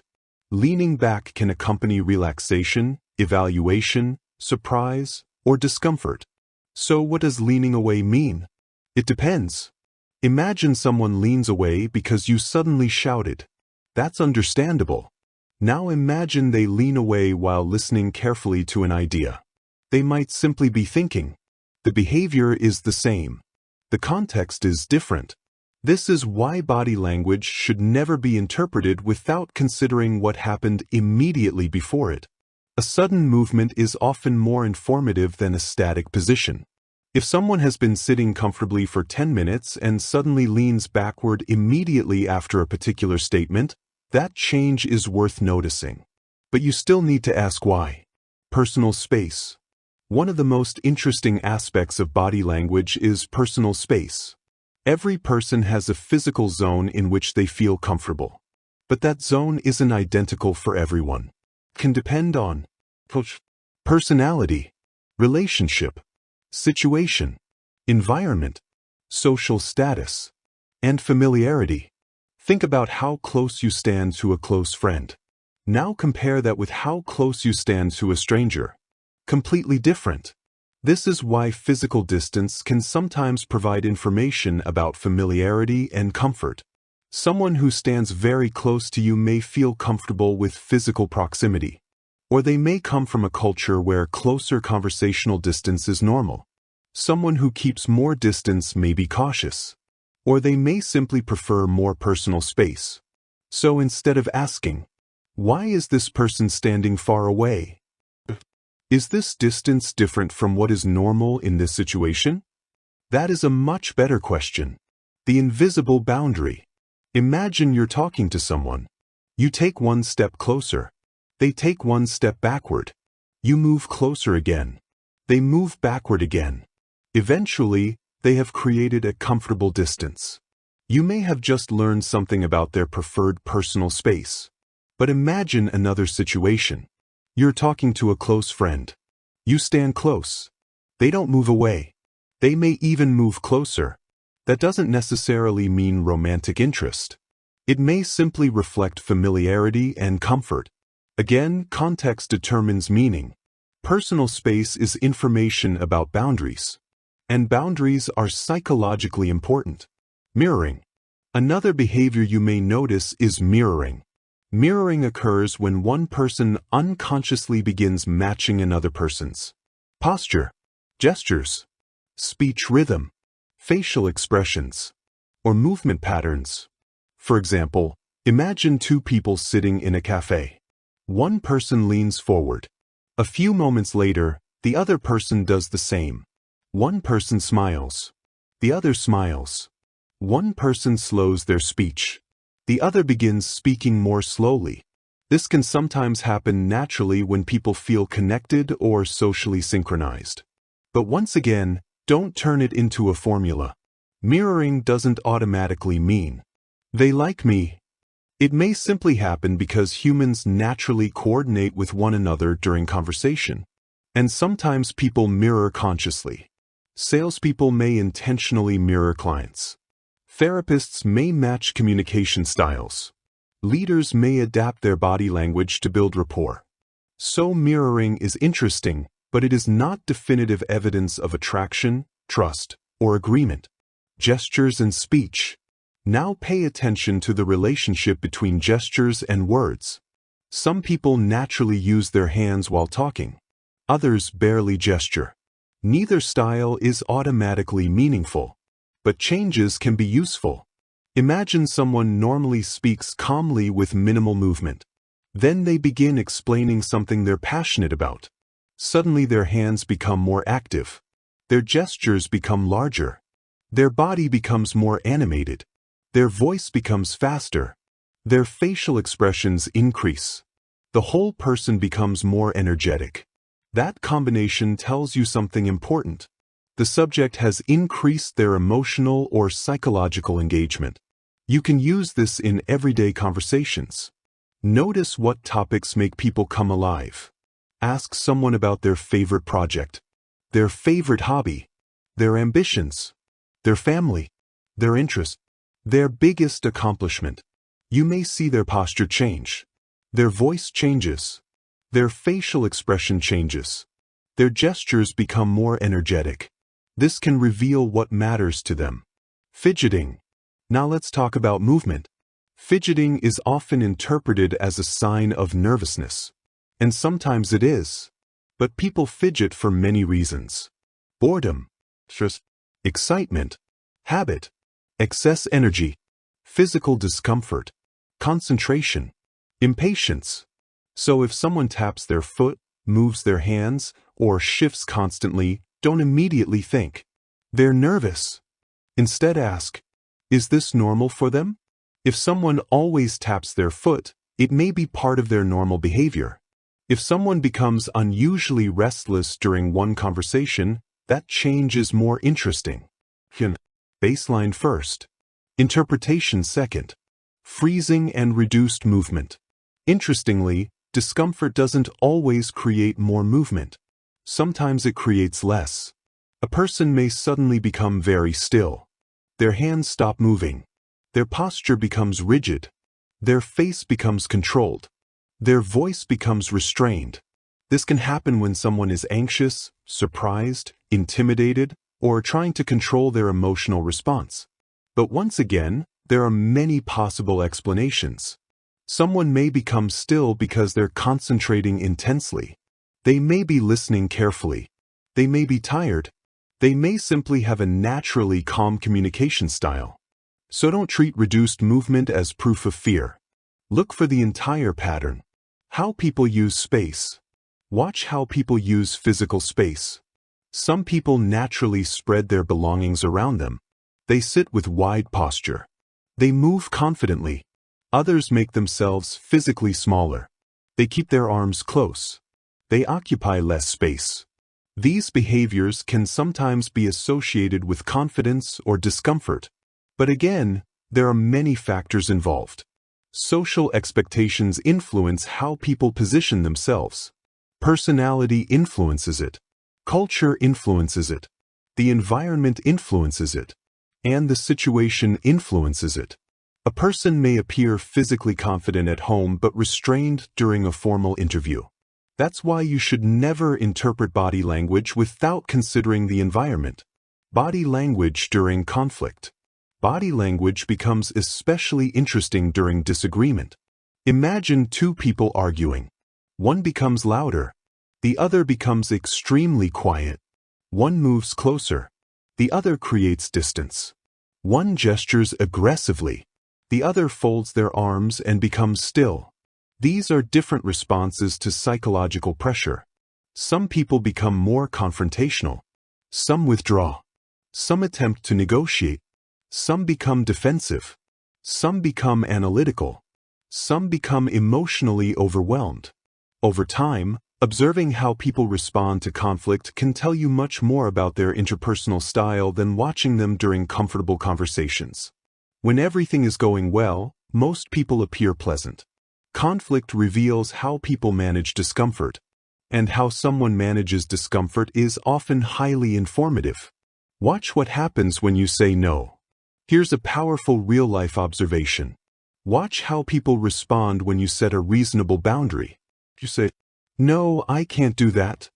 What happens? Does the person respect the decision? Do they ask why? Do they negotiate respectfully? Do they become angry? Do they attempt to guilt you? Do they continue pushing? Do they suddenly become cold? The physical reaction can tell you something. Their posture may change. Their facial expression may tighten. Their voice may become sharper. They may lean forward, or they may calmly accept your answer. Remember, one reaction doesn't define someone's personality, but repeated patterns tell you much more. Someone who consistently respects boundaries is giving you one kind of information. Someone who repeatedly becomes hostile when you say no is giving you another. The body can reveal comfort before words do. Imagine someone tells you, "Yeah, I'm completely comfortable with this." but their body is rigid. Their shoulders are raised. Their movements are limited. They keep adjusting their position. Their voice sounds tense. And don't say, "You're lying." Instead, recognize the discrepancy. Their words communicate comfort. Their body appears less relaxed. There may be an explanation. Maybe they are nervous. Maybe they're trying to be polite. Maybe they're uncomfortable but don't want to say it. Maybe they're physically uncomfortable. The discrepancy is simply an invitation to investigate. You might ask, "Are you sure you're comfortable with this?" That question creates space for honesty. Body language is about patterns. If there is one lesson to remember from this chapter, it is this. Never build a psychological conclusion from one gesture. Look for clusters. Look for changes. Look for consistency. Look for context. Look for the person's baseline. Suppose someone stops smiling, crosses their arms, leans away, becomes quieter, and gives shorter answers, all within a few seconds of a particular topic. That cluster is much more informative than any one gesture alone. It suggests that something about the interaction may have changed their emotional state. But you still don't know exactly why. And that's okay. You don't need certainty to become a better observer. You simply need enough awareness to ask better questions. The body as a conversation. Think of body language as another conversation happening alongside the spoken conversation. Your ears hear the words. Your eyes observe the body. Your mind compares the two. Someone says, "Tell me more." But their body is turning away. Someone says, "I'm interested." And they lean forward. Someone says, "I don't mind." But their posture becomes rigid. Someone says, "That sounds exciting." And their entire body becomes more animated. These combinations can help you understand the emotional tone of an interaction. But always remember, the body provides clues, not certainty. The goal isn't to become a human lie detector. The goal is to become a better observer of human behavior. Become a student of contrast. One of the easiest ways to improve is to pay attention to contrast. What does someone look like when they're relaxed? What do they look like when they're excited? What do they look like when they're uncomfortable? What happens when they disagree? What happens when they're praised? What happens when they are ignored? What happens when they are challenged? These comparisons are incredibly useful because you're no longer memorizing isolated gestures. You're learning the person's behavioral language. And every person has a slightly different language. One person's nervousness may look like movement. Another person's nervousness may look like silence. One person's excitement may look like loud speech. Another person's excitement may look like a quiet smile.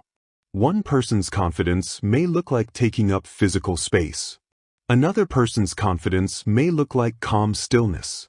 There is no single template. That's why the best people readers learn people, not just body language. The final lesson. The human body is constantly responding to the world around it. When we feel comfortable, our bodies may relax. When we become excited, our movements may become more energetic. When we become uncertain, our behavior may change. When we feel threatened, we may become defensive or withdraw. When we become deeply engaged, our bodies often orient toward what has captured our attention. These aren't rigid rules. They're tendencies. And tendencies become more useful when combined with context and personal baselines. So the next time you're having a conversation, don't just listen to the words. Notice the person. Are they relaxed? Are they engaged? Did something change?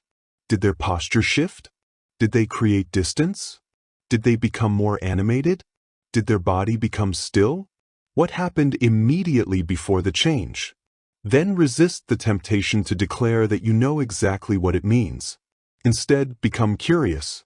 Because the goal of reading people isn't to judge them faster. It's to understand them better. And there's another layer of communication that can be even harder to control than posture or facial expressions. It's something you hear every time someone speaks. Their voice, the speed of their words, the volume, the pauses, the pitch. the rhythm, the hesitation. And sometimes, the emotional truth of a sentence isn't contained in the words at all. It's hidden in the way those words are delivered. In the next chapter, we'll learn how to listen to the voice, not just for what people say, but for the subtle changes in how they say it. Chapter 6. Listen to the voice, not just the words. Imagine someone looking directly at you and saying, "I'm fine." Simple words. 3 syllables. But now imagine hearing those words in 3 different ways. I'm fine. I'm fine. Quiet and uncertain. I'm fine. Sharp and irritated. The words haven't changed, but the message has. And this is one of the most fascinating things about human communication. People don't communicate only through vocabulary. They communicate through how the words sound, the speed of their speech, the volume, the pitch, the rhythm, the pauses, the emphasis, the hesitation. Even the amount of silence between their words can change how a message feels. If you want to become better at reading people, you have to learn to listen to all of it. Because sometimes the most revealing part of a conversation isn't what someone says. It's the way their voice changes while they're saying it. Your voice carries emotion. Think about the last time you were genuinely excited about something. You probably didn't need to announce, "I am now extremely excited." Your voice probably changed naturally. You spoke faster. Your energy increased. Your pitch may have risen. You emphasized certain words. You probably became more expressive. Now think about a time when you were exhausted. Your speech may have become slower.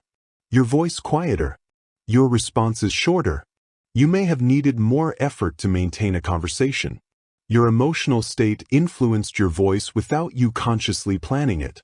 This happens because the voice is connected to our physical and emotional state. Stress can affect breathing. Excitement can increase energy. Fear can create tension. Anger can increase intensity. Sadness can reduce energy. None of these changes are perfect indicators of a specific emotion, but they can provide useful clues. And once again, the key is to notice changes from the person's normal voice. Listen for the baseline. Just as you established a behavioral baseline for posture and facial expressions, you can establish one for someone's voice. How fast do they normally speak? How loud? How expressive? Do they pause frequently? Do they speak in long explanations? Do they answer questions quickly? Do they normally sound energetic? Do they use a lot of humor? Once you know this, changes become easier to notice. Imagine someone who normally speaks slowly and calmly. During a particular conversation, they suddenly start talking much faster. They interrupt more frequently. They repeat themselves.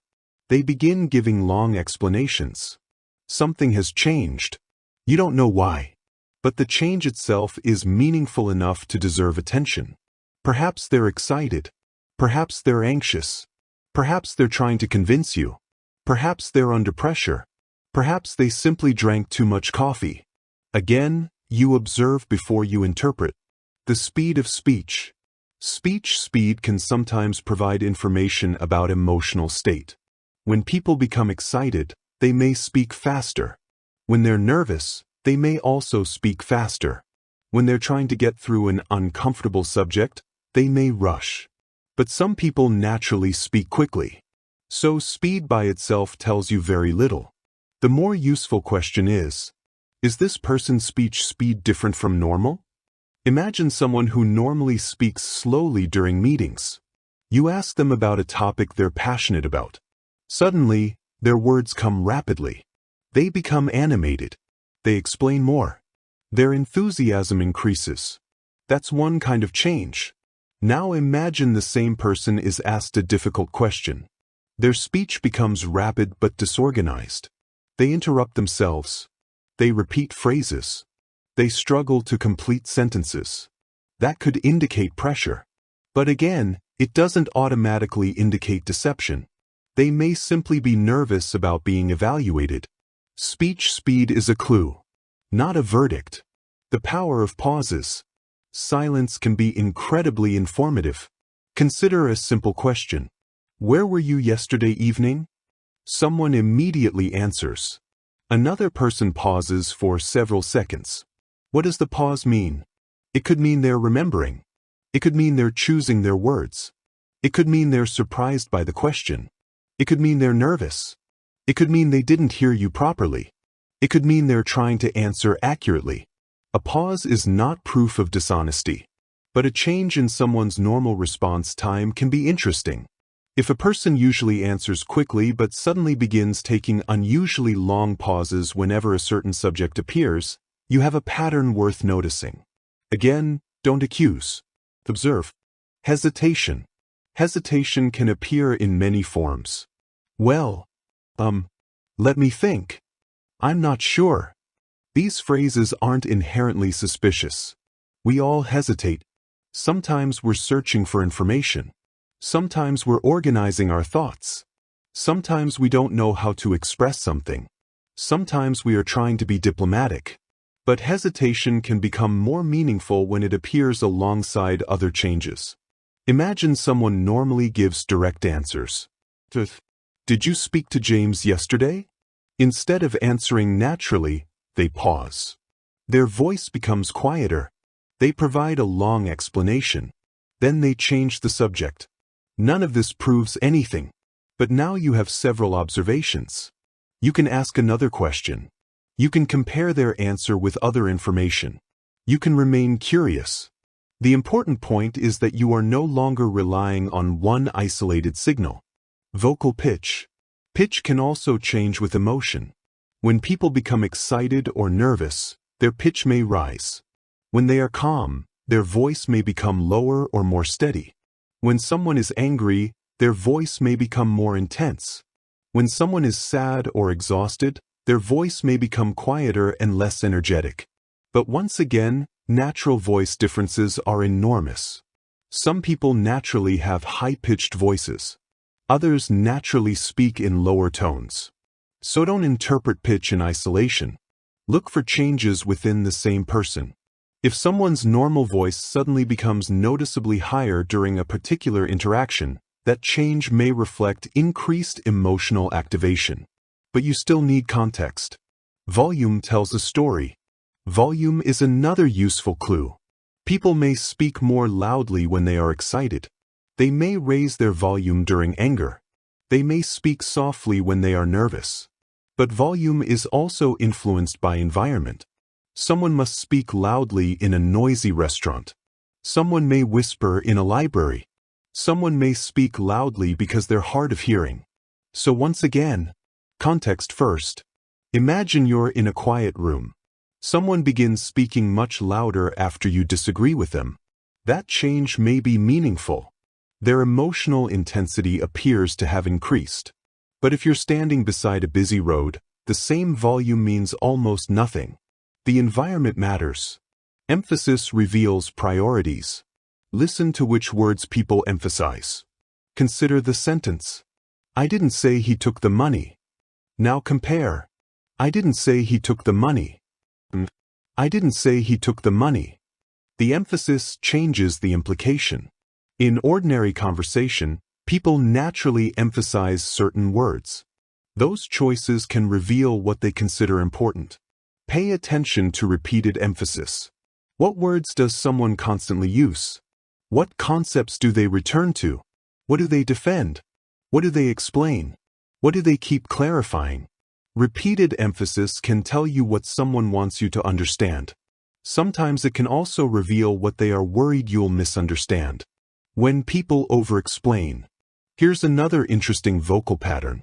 Someone gives an unusually long explanation for a very simple question. Did you send the email? Instead of, yes. They give you a 5-minute explanation.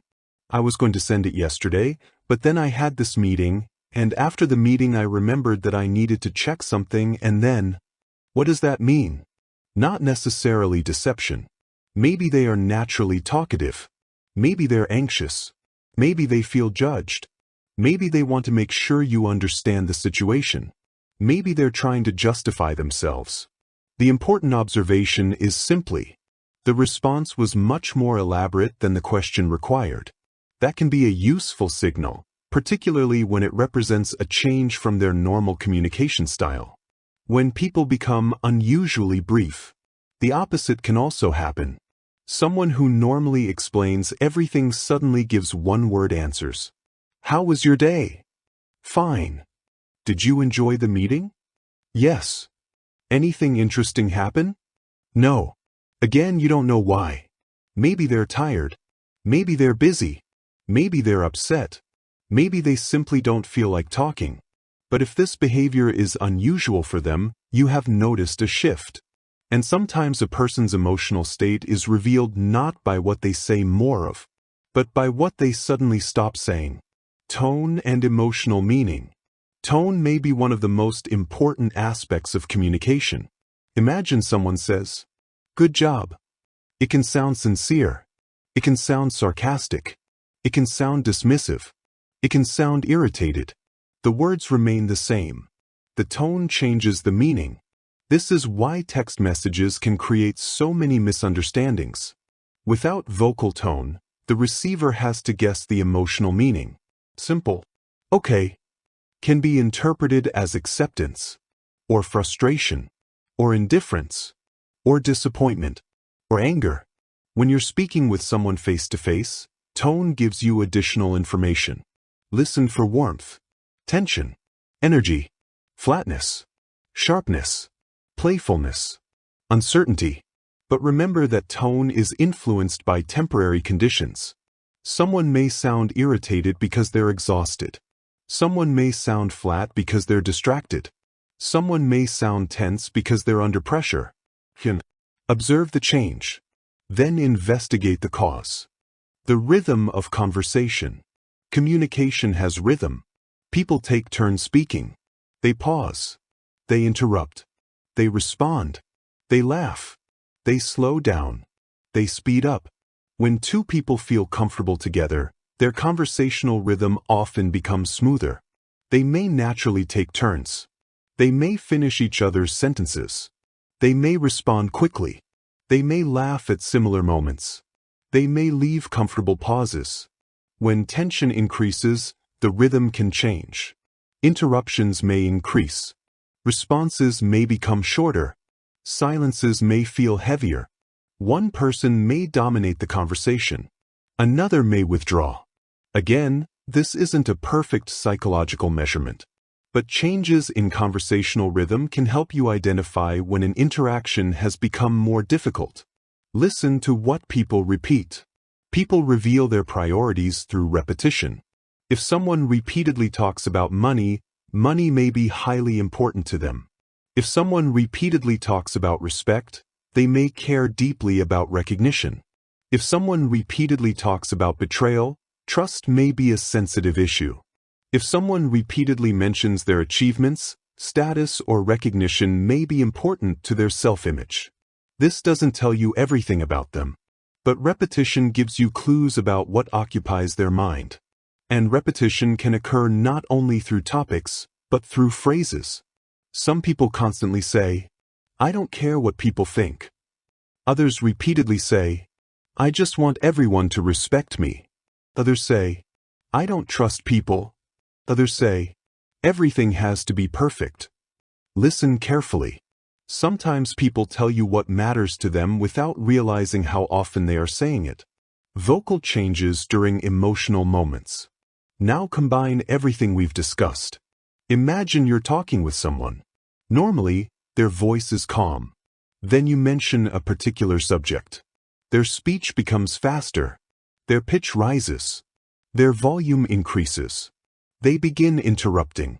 They stop pausing naturally. Their explanations become longer. Their emotional intensity has increased. What caused it? You still don't know. But now you know something important.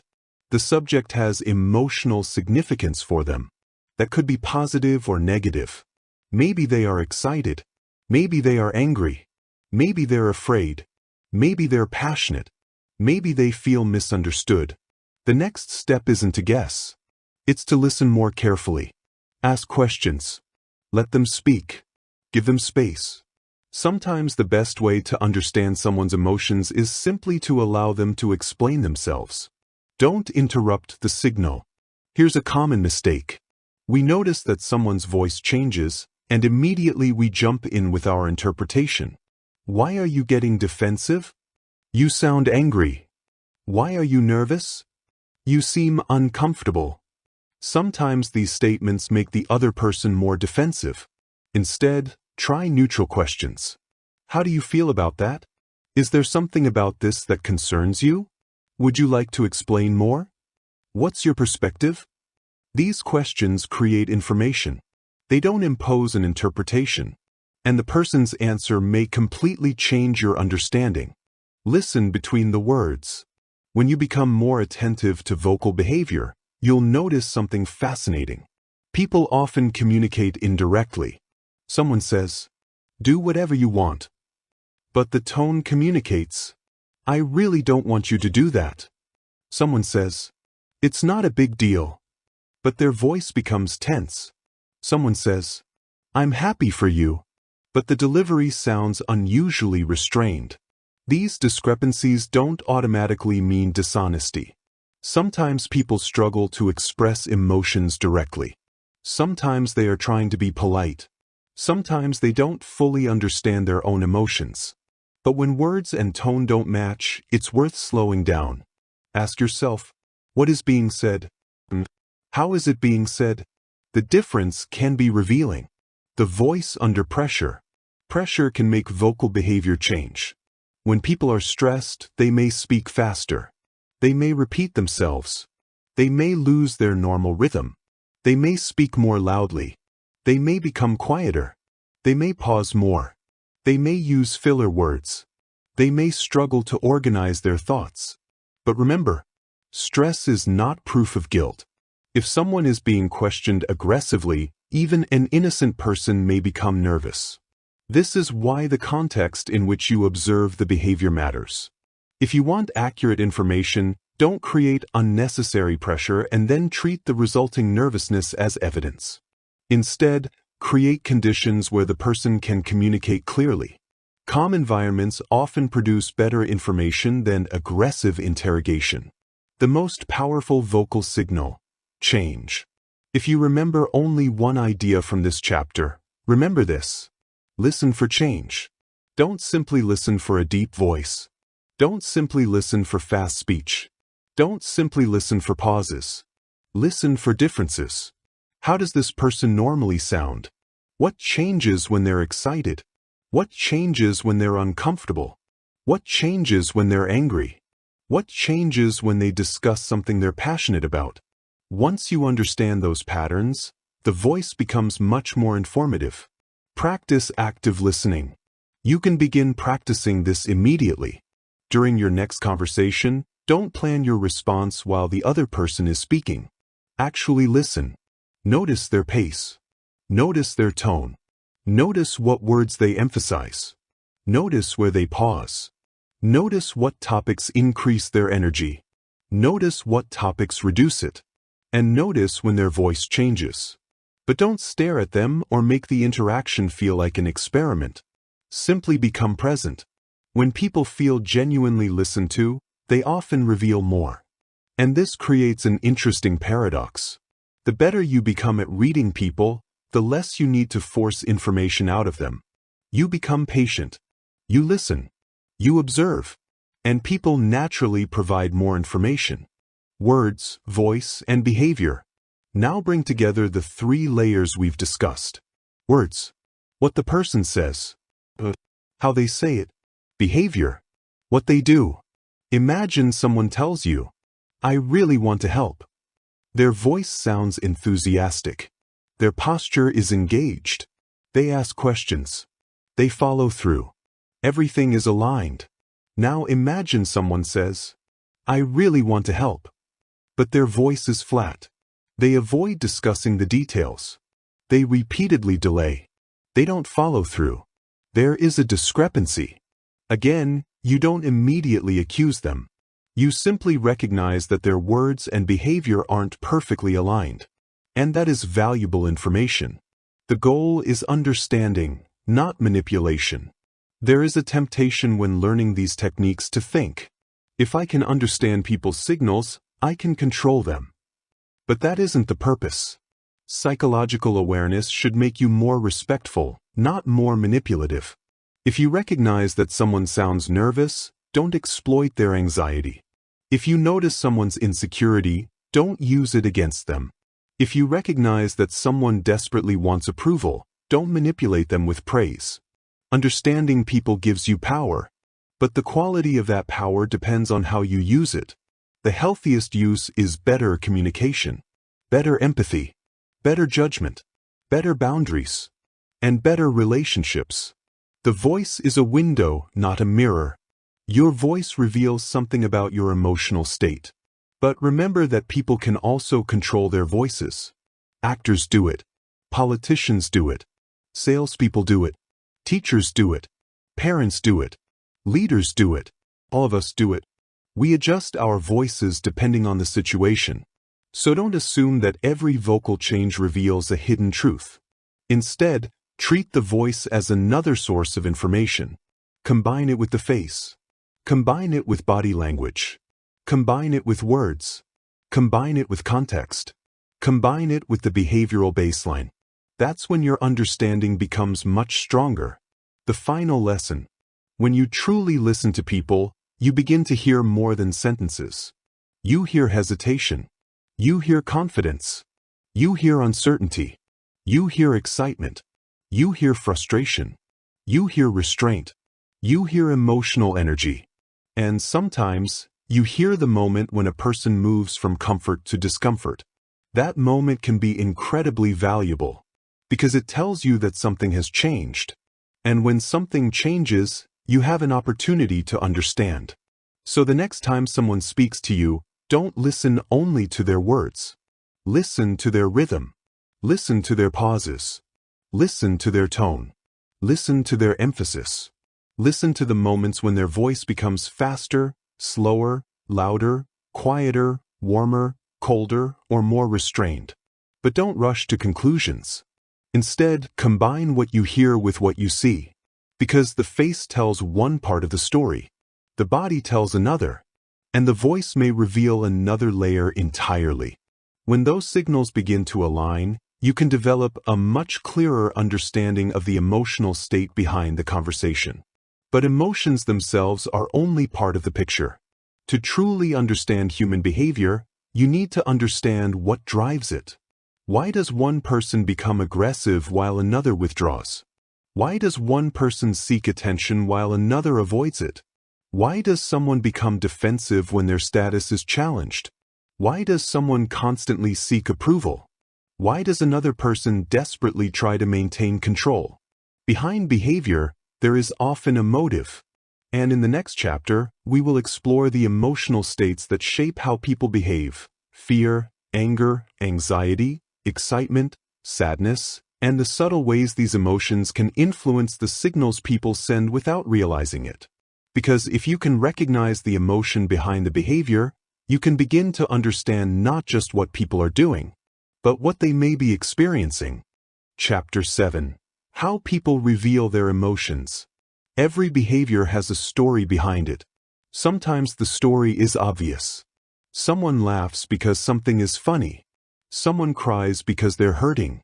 Someone raises their voice because they're angry. But many emotions are much harder to recognize. A person can be anxious while smiling. They can be disappointed while saying, "I'm happy for you." They can be angry while speaking calmly. They can be afraid while pretending to be confident. Human beings don't always display emotions exactly as they experience them. And that's why understanding emotion is such an important part of reading people. The goal isn't to become an expert at diagnosing someone's emotional state from a single facial expression. The goal is to understand that emotions influence behavior.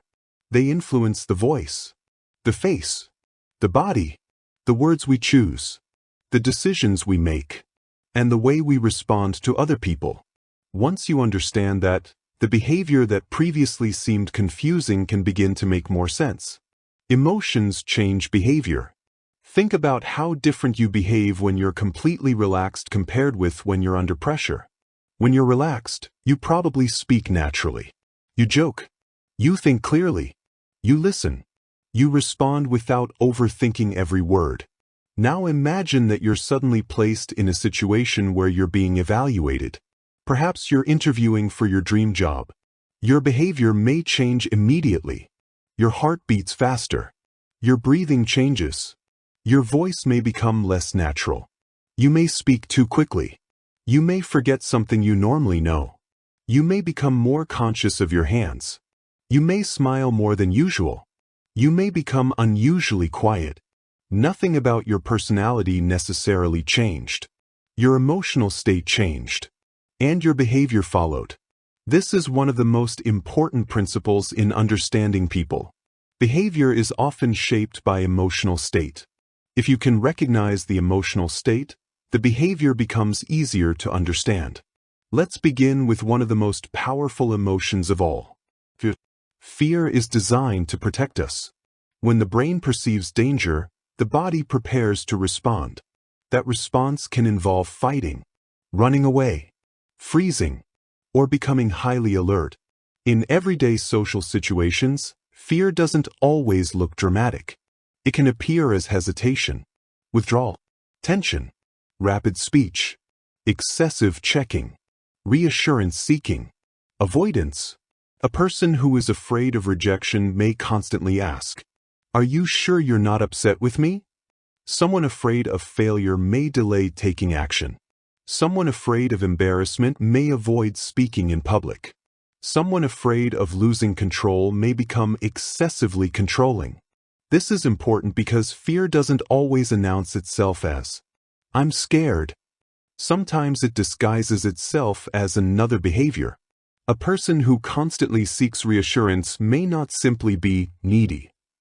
They may be trying to reduce uncertainty. A person who refuses to take risks may not simply be lazy. They may be protecting themselves from failure. A person who becomes controlling may not simply want power. They may be trying to create a sense of safety. Understanding the emotion beneath the behavior doesn't excuse harmful behavior, but it can help you understand it. The fight response. One common reaction to perceived threat is confrontation. When some people feel threatened, they become more aggressive. Their voice becomes louder. Their movements become sharper. They interrupt. They challenge. They demand. They attempt to regain control. This can happen when someone feels their status is being threatened. It can happen when they feel disrespected. It can happen when they're embarrassed. It can happen when they feel powerless. This doesn't mean every aggressive person is secretly afraid. That's another simplistic psychological assumption. But sometimes anger is a secondary emotion. A person feels hurt. Then they become angry. A person feels embarrassed. Then they become aggressive. The person feels powerless. Then they try to control the situation. Understanding this possibility can change the way you respond. Instead of immediately escalating, "You can't talk to me like that," you might first recognize, "This person appears emotionally activated." That doesn't mean accepting disrespect. It means responding strategically rather than emotionally. The flight response. Other people respond to pressure by withdrawing. Instead of becoming aggressive, they disappear. They stop responding. They avoid confrontation. They change the subject. They leave the room. They become quiet. They may tell themselves, "It's better not to deal with this." Again, this can be a way of regulating emotional discomfort. Imagine two people receiving the same criticism. One immediately argues. The other says nothing and walks away. Both may be uncomfortable. They simply manage discomfort differently. This is why you shouldn't assume that silence means indifference. Sometimes silence means, "I don't know how to respond." Sometimes, "I don't want to make this worse." Sometimes, "I'm overwhelmed." Sometimes, "I don't trust this conversation." And sometimes it really does mean, "I don't care." Context and patterns help you distinguish between them. The freeze response. There's another reaction that people often overlook. Freezing. A person becomes unusually still. Their thoughts seem to disappear. They struggle to answer. Their expression becomes blank. They may seem disconnected from the conversation. This can happen when someone experiences overwhelming stress. But it can also happen for simpler reasons. They may be shocked. They may need time to think. They may be surprised by a question. They may not understand what you're asking. So again, observe without diagnosing. If someone suddenly becomes silent during a difficult conversation, don't automatically assume they're hiding something. Give them time. Do you need a moment? Sometimes creating safety reveals more information than pressure ever could. Anger. Anger is one of the easiest emotions to notice because it can become highly visible. The voice may become louder. The speech may become sharper. The face may become tense. Movements may become more forceful.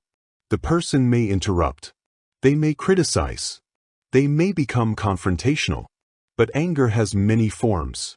Some people express anger loudly. Others become extremely quiet.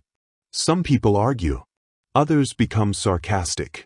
Some withdraw and communicate indirectly. So don't only look for shouting. Look for changes in emotional intensity. One of the most useful questions is, what happened immediately before the anger appeared? Maybe someone felt disrespected. Maybe they were embarrassed. Maybe they felt ignored. Maybe they lost control of a situation. Maybe they believe something unfair happened. Understanding the trigger can help you understand the behavior. Anger and boundaries. Sometimes anger appears when someone believes a boundary has been crossed. For example, someone interrupts them repeatedly. Someone invades their personal space. Someone insults them. Someone takes something without permission. Their emotional response may be a reaction to perceived disrespect. This doesn't mean every angry response is justified. But understanding the trigger can help you separate the emotion from the behavior used to express it. Someone can have a legitimate reason to be angry and still express that anger in an unhealthy way. That's an important distinction. Anxiety. Anxiety can be more subtle. Someone may speak quickly. They may ask many questions. They may repeatedly seek reassurance. They may over-prepare. They may apologize excessively. They may struggle to make decisions. They may repeatedly imagine negative outcomes. They may become highly attentive to other people's reactions. For example, imagine someone sends you a message. You don't respond for several hours. They send another message. Are you okay? Did I say something wrong? Are you upset with me? The behavior might seem excessive, but perhaps the person is experiencing uncertainty and trying to reduce it. Again, understanding the emotion doesn't mean you must satisfy every reassurance request. It simply helps you respond with greater awareness. Anxiety and over-explaining. Anxiety can sometimes produce excessive explanation. Imagine asking, "Why were you late?" Calm person might say, "Traffic was terrible." Someone who is highly anxious might immediately begin explaining every detail. "I left at 7, but then the road was blocked and I actually tried another route, and I didn't want you to think I was being careless." But they may be afraid of being judged. They may believe you are angry. They may feel they need to prove themselves. Again, this isn't proof that they're lying. In fact, excessive explanation can sometimes come from a strong desire to be believed. This is why you should never treat one behavior as a psychological verdict. Excitement. Not every emotional clue is negative. Excitement can dramatically change behavior. A person may speak faster, smile more, become more expressive, ask more questions, lean forward, use larger gestures, talk for longer, return repeatedly to the same subject. Their energy increases. This can help you understand what matters to them. Think about asking someone, "What are you passionate about?" Then watch what happens. Their posture may change. Their voice becomes more energetic. Their face becomes more expressive. They may forget to check the time. They may tell stories.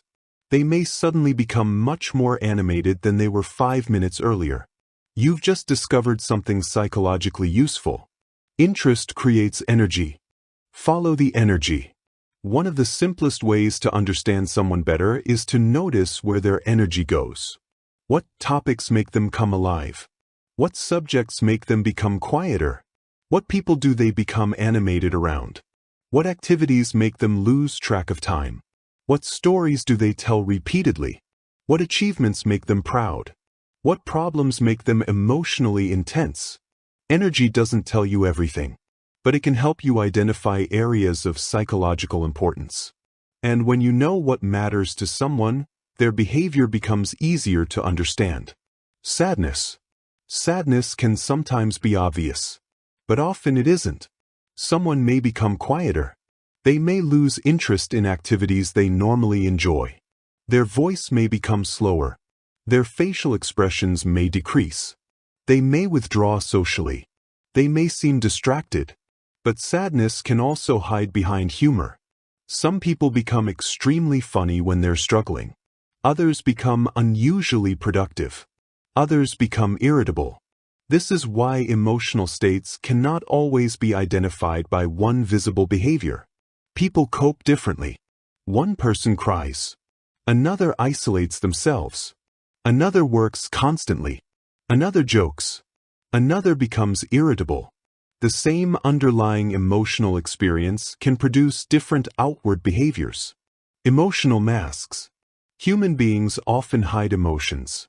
Sometimes intentionally. Sometimes unconsciously. Imagine someone receives disappointing news. They smile and say, "Congratulations."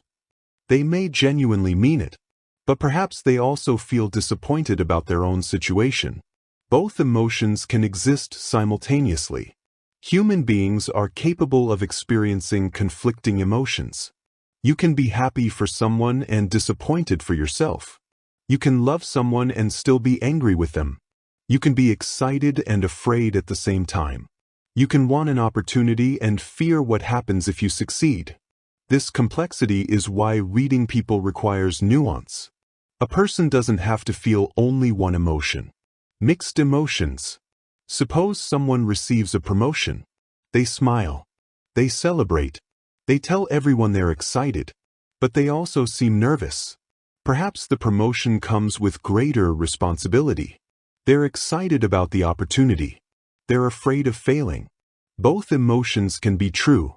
If you only look for one emotional label, you'll miss the complexity. What combination of emotions might this person be experiencing? This question can dramatically improve empathy, because people are rarely simple. Emotions spread between people. There's another fascinating phenomenon. Emotions can influence other people. Walk into a room where everyone is laughing. You may start smiling. Spend time with someone who is extremely anxious. You may begin feeling tense yourself. Talk to someone who is genuinely enthusiastic. Their energy can affect yours. This is sometimes called emotional contagion. Humans are social creatures. We constantly respond to the emotional states of people around us. This means that when you're reading someone's behavior, you should also ask, what emotional state am I bringing into this interaction? Because your behavior can influence theirs. If you're tense, they may become tense. If you're aggressive, they may become defensive. If you're calm, they may become more comfortable. Reading people isn't a one-way process. You are part of the interaction. The danger of projecting your emotions. Sometimes we assume other people feel what we feel. If you're nervous, you may assume the other person is nervous. If you're suspicious, neutral behavior may look suspicious. If you're angry, a neutral comment may sound disrespectful. This is projection. Your emotional state can influence how you interpret someone else's behavior. That's why self-awareness is part of people reading. Before asking, what's wrong with them? What's happening inside me right now? Am I tired? Am I angry? Am I anxious? Am I insecure? Am I already expecting them to behave badly? Your own emotional state can distort your interpretation. The better you understand yourself, the better you can understand others. Emotions and decision-making. Emotions don't just affect communication. They affect decisions. A fearful person may avoid opportunities. An angry person may make impulsive decisions. An excited person may overlook risks. An anxious person may overanalyze. A sad person may lose motivation. A confident person may take greater risks. This is why understanding someone's emotional state can help you understand their decisions. If a person suddenly makes a decision that seems completely out of character, don't only ask, "Why would they do that?" What emotional state might they have been in when they made the decision? That question may reveal something important. Emotion is information. Emotions aren't simply obstacles to rational thinking. They also provide information. Fear tells us something feels threatening. Anger tells us something feels wrong or unfair. Sadness tells us we've experienced loss or disappointment. Excitement tells us something feels rewarding or meaningful. Anxiety tells us uncertainty feels dangerous. The problem isn't having emotions. The problem is allowing emotions to completely control our behavior without reflection. The same applies when reading other people. Don't treat emotion as evidence of weakness. Treat it as information. The emotional shift. One of the most valuable things you can learn to recognize is the moment someone's emotional state changes. Imagine someone is relaxed. Then they receive a message. Their expression changes. Their voice becomes quieter. They stop joking. Their attention disappears from the conversation. You don't know what the message said, but you know something happened. That's observation. Perhaps the message contained bad news. Perhaps it was stressful. Perhaps it was exciting. You don't know. But now you can respond appropriately. Instead of continuing to talk as though nothing happened, you might say, "Everything okay?" That small question can open the door to a completely different conversation. Don't force people to reveal emotions. One of the worst ways to use psychological awareness is to pressure people into exposing themselves. If someone looks uncomfortable, don't corner them. If someone becomes quiet, don't demand, "Tell me what's wrong right now." Give people space. Sometimes people need time before they can explain what they're feeling. A psychologically intelligent person doesn't just recognize emotions. They respect them. They understand that people have different levels of emotional openness. Emotional intelligence. Ultimately, reading emotions is not about becoming better at predicting people. It's about becoming better at responding to them. If someone seems anxious, perhaps you communicate more clearly. If someone seems confused, perhaps you slow down. If someone seems overwhelmed, perhaps you give them space. If someone is excited, perhaps you encourage them to share. If someone is angry, perhaps you avoid escalating unnecessarily. If someone seems sad, perhaps you listen rather than immediately trying to fix everything. This is emotional intelligence in action. You observe. You interpret cautiously. Then you respond appropriately. The final lesson. Every person you meet is carrying an emotional world that you cannot completely see. You may see the smile, but not the worry behind it. You may hear the confidence, but not the fear underneath it. You may see the anger, but not the hurt that triggered it. You may hear someone say, "I'm okay," and still notice that something about them seems different. But remember, your job isn't to force your interpretation onto them. Your job is to remain attentive. Notice the change. Consider the context. Listen. And give them room to explain. Because emotions influence almost everything humans do. They influence our voices, our faces, our posture, our decisions, our relationships, and our reactions under pressure. Once you become more sensitive to emotional changes, you begin seeing patterns that previously passed unnoticed. But there is another skill you need before you can confidently interpret those patterns. You need to understand the difference between what someone says and what their behavior consistently demonstrates. Because people can control their expressions. They can control their voices.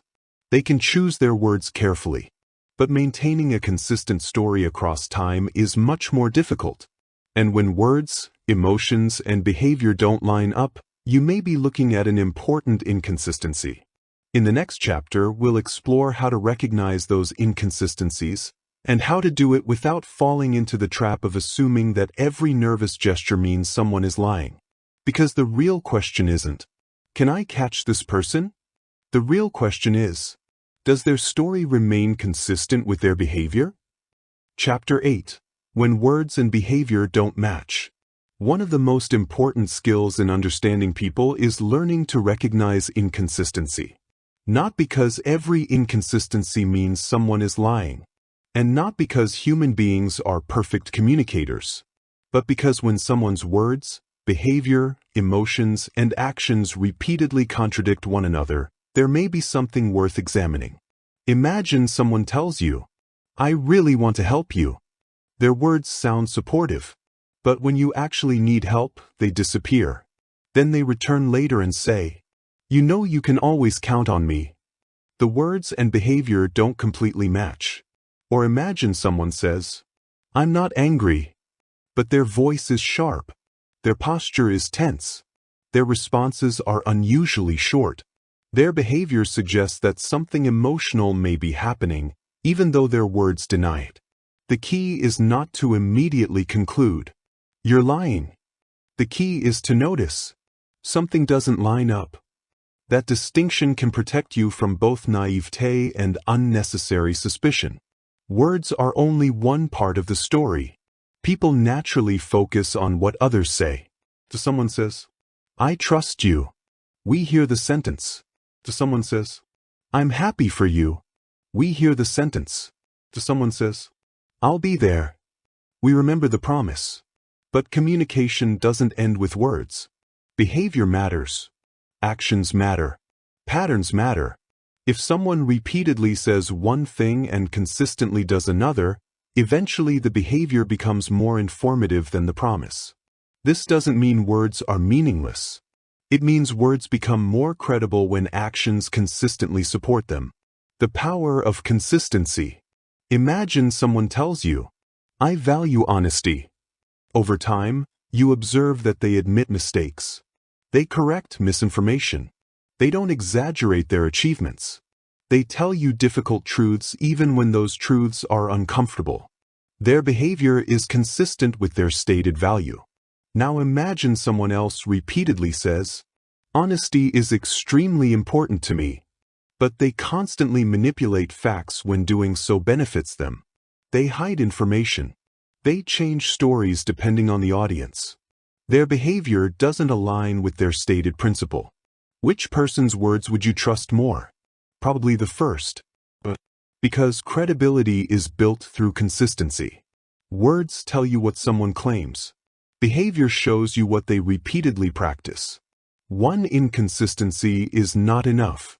This is extremely important. People contradict themselves all the time. Memory isn't perfect. People misunderstand questions. People change their minds. People forget details. People become emotional. People explain things poorly. Someone can make a contradictory statement without intentionally deceiving you. Imagine you ask someone, "What time did you arrive?" They say, "About 8. Later they say, "Maybe it was closer to 8:30. That isn't necessarily suspicious. Human memory is imperfect. The important distinction is between normal human inconsistency and repeated, meaningful contradictions. If the same important fact keeps changing, then you have more reason to investigate. Why people sometimes lie. If you want to understand deception, you need to understand motivation. People may lie to avoid punishment, to protect themselves, to protect someone else, to gain an advantage, to avoid embarrassment, to maintain an image, to obtain approval, to escape responsibility, to avoid conflict, or sometimes simply because telling the truth feels uncomfortable. The reason behind a lie can influence how it appears. Someone protecting themselves from embarrassment may behave differently from someone deliberately manipulating another person for personal gain. This is why behavior alone is not enough. You need context and possible incentives. Self-protection. Imagine someone makes a mistake at work. Their manager asks, "Who made this error?" The employee knows it was them, but they're afraid of losing their job. They hesitate. Their voice changes. They provide an explanation. They minimize their involvement. Their behavior may become defensive. Now imagine someone else lies because they want to manipulate a business partner into giving them money. The underlying motivation is different. Both involve deception, but the psychological context is different. Understanding motivation can help you interpret behavior more intelligently. Image management. One of the most common reasons people distort information is to protect their image. Human beings care deeply about how others perceive them. Someone may exaggerate their success, hide their mistakes, pretend to understand something they don't understand, pretend to be more confident than they actually are, pretend they aren't hurt, pretend they don't care. Sometimes the deception isn't even about getting something from you. It's about maintaining a certain identity. Imagine someone who constantly presents themselves as extremely successful. They talk about expensive experiences. They mention important people. They emphasize achievements. But they become uncomfortable whenever you ask for specific details. What does this mean? Not necessarily that they're lying. Perhaps they're simply private. Perhaps they enjoy presenting a polished version of themselves. But if the pattern repeatedly involves exaggeration and contradictions, credibility becomes more questionable. The need to appear confident. Another form of image management involves confidence. Imagine someone doesn't know the answer to a question. Instead of saying, "I don't know," they confidently provide an answer. Because admitting ignorance may threaten their self-image. This happens in workplaces, relationships, social situations, leadership, and even ordinary conversations. One of the strongest signs of intellectual maturity is the ability to say, "I don't know." People who can admit uncertainty are often easier to trust because they don't feel the need to pretend they know everything. Overconfidence can be a mask. Sometimes confidence is genuine. Sometimes it's compensatory. A person who constantly needs to prove they're the smartest person in the room may be protecting a fragile sense of status. Again, this doesn't mean confident people are insecure. That's another oversimplification. The useful observation is behavioral. Does this person appear comfortable with uncertainty? Can they accept correction? Can they admit mistakes? Can someone else receive praise without them becoming threatened? These behaviors tell you more about someone's psychological security than simply how loudly they talk. Watch what happens when someone is corrected. Here's a simple behavioral test that doesn't require deception or manipulation. Correct someone gently. You say, "Actually, I think that information may be slightly different." Then watch what happens. A psychologically secure person may say, "Really? Let me check." Another person may immediately become defensive. They may interrupt. They may attack your credibility. They may change the subject. They may insist they are right without considering the evidence. Again, one reaction doesn't define someone's personality. They may simply be tired. They may have misunderstood you. But repeated inability to tolerate correction can reveal something about how a person handles ego threat.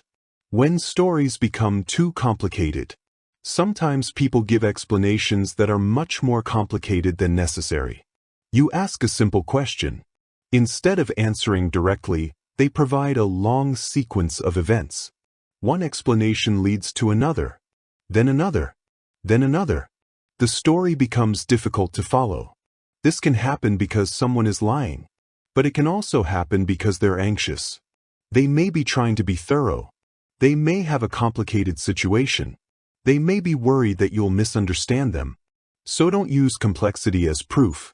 Instead, listen for whether the central facts remain stable. You can ask simple follow-up questions. When did that happen? Who was there? What happened next? How did you respond? Then compare the answers. Not aggressively, just carefully. Memory and deception. One common misconception is that liars always struggle to remember details. Reality is more complicated. People can forget truthful information, and people can memorize false stories. So don't assume that a person remembering something clearly means they're telling the truth. And don't assume that uncertainty means they're lying. Memory changes. Stress affects recall. Time affects recall. Different people remember different aspects of the same event. This is why minor inconsistencies should be treated carefully. Focus more on important contradictions than tiny differences in wording. The importance of timeline. One useful method for evaluating a story is to understand the sequence of events. Suppose someone tells you, "First I went to the office, then I met James, and afterward I went home." Later, they describe the sequence differently. Maybe they now say they met James before going to the office. One difference may not prove anything, but if the timeline repeatedly changes around important events, it becomes more significant. A timeline helps because it moves your attention away from emotional impressions and toward concrete details. Don't interrogate people. There's a major difference between observation and interrogation. Interrogation creates pressure. Observation creates information. If you immediately accuse someone, you're lying. They may become defensive even if they're telling the truth. Once someone becomes defensive, the conversation becomes more difficult. Instead, ask neutral questions. Can you walk me through what happened? What happened after that? When did you find out? What did you do next? These questions allow the person to explain, and sometimes their explanation will resolve the apparent inconsistency. Other times, additional contradictions may appear. Either way, you have more information. Listen to the answer, not your suspicion. When you suspect someone, your brain can start looking for evidence that confirms your belief. This is confirmation bias. You believe something is wrong. Then every pause becomes suspicious. Every gesture becomes suspicious. Every mistake becomes suspicious. Every change in tone becomes suspicious. This is dangerous, because once suspicion takes over, you stop observing objectively. You start collecting evidence for a conclusion you've already made. The better approach is to ask, what evidence would prove my interpretation wrong? That question forces you to remain open. The danger of the lie detector mindset. If you consume enough content about body language, you may start believing that you can instantly detect deception. Someone touches their face. They're lying. Someone looks away. They're lying. Someone crosses their arms. They're defensive. Someone pauses. They're hiding something. This approach is unreliable. Human behavior is too complex. The same gesture can have different meanings in different situations. The real skill is not certainty. It is probability. You observe multiple signals and ask, what explanation best fits the evidence I have? Then you remain open to updating your interpretation. Look for clusters. Suppose someone is asked a sensitive question. They suddenly speak faster, avoid answering directly, change their explanation, become unusually defensive, and later give a different version of the story.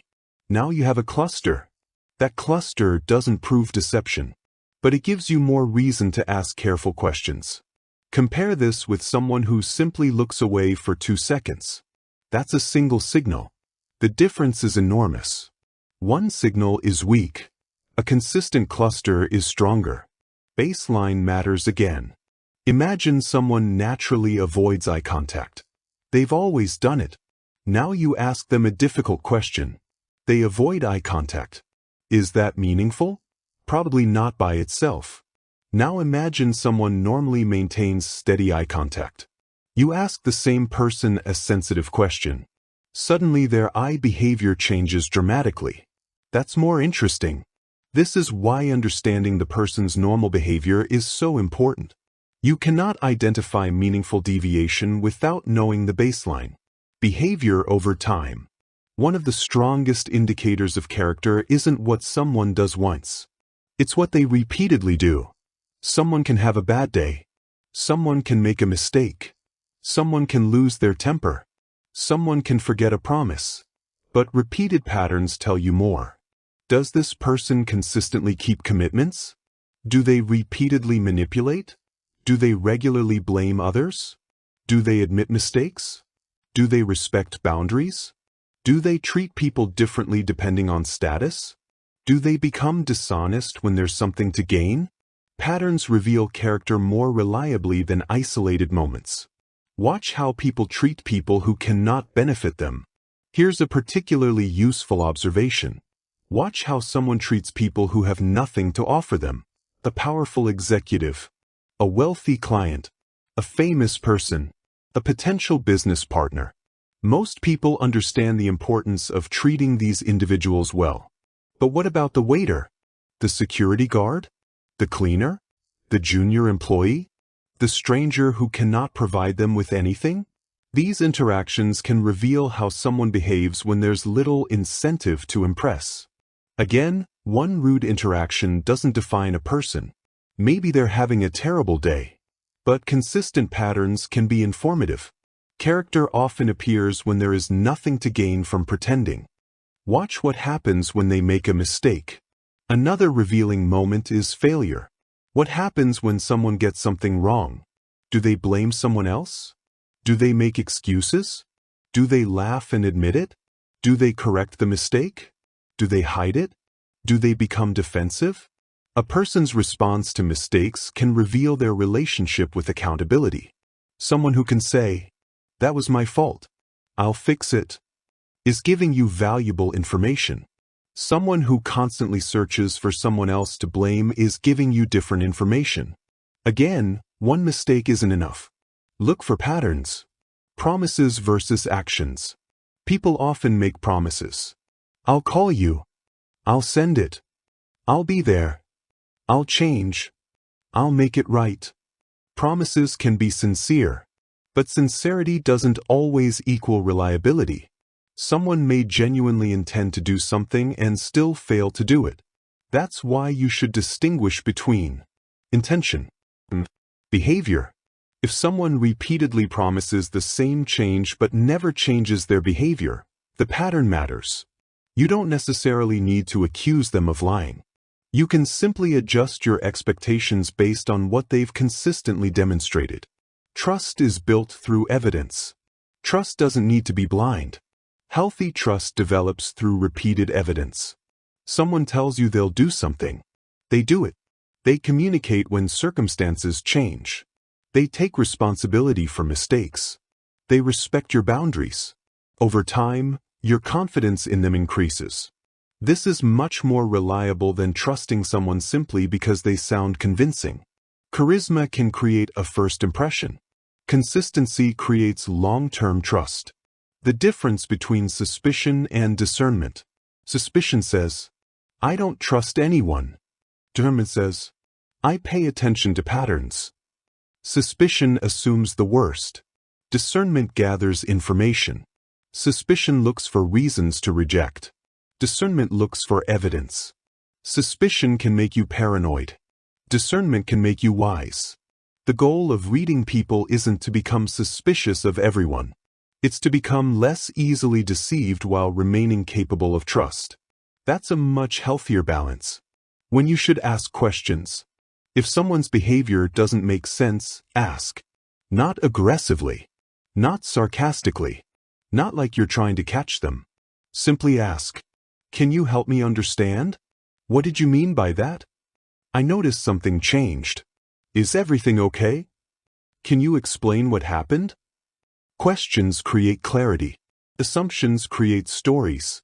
And stories can be wrong. The most important question.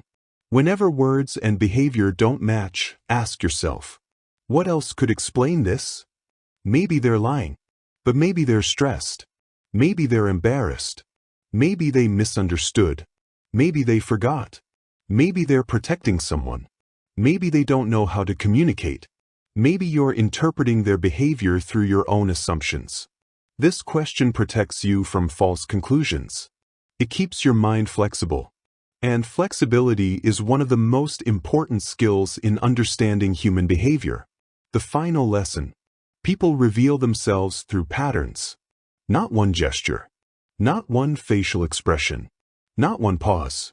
Not one awkward answer. Patterns. What they repeatedly say. What they repeatedly do. How they behave under pressure. How they respond to correction. How they treat people with less power. How they handle mistakes. How they respond when they don't get what they want. And whether their actions consistently support their words. The best people reader isn't the person who thinks they can see through everyone. It's the person who knows when to trust, when to question, and when to simply wait for more evidence. You don't need to become paranoid. You need to become observant. You don't need to assume everyone is lying. You need to understand that people are complicated. And you don't need to predict someone's every thought. You simply need to become better at recognizing patterns. Because once you understand patterns, another powerful skill becomes possible. You can begin to recognize personality patterns. Why does one person crave attention while another avoids it? Why does one person constantly seek control? Why does another avoid responsibility? Why do some people need constant approval? Why do some people become extremely defensive when criticized? And why do certain people seem to change personalities depending on who is in the room? These patterns are connected to something deeper than individual gestures.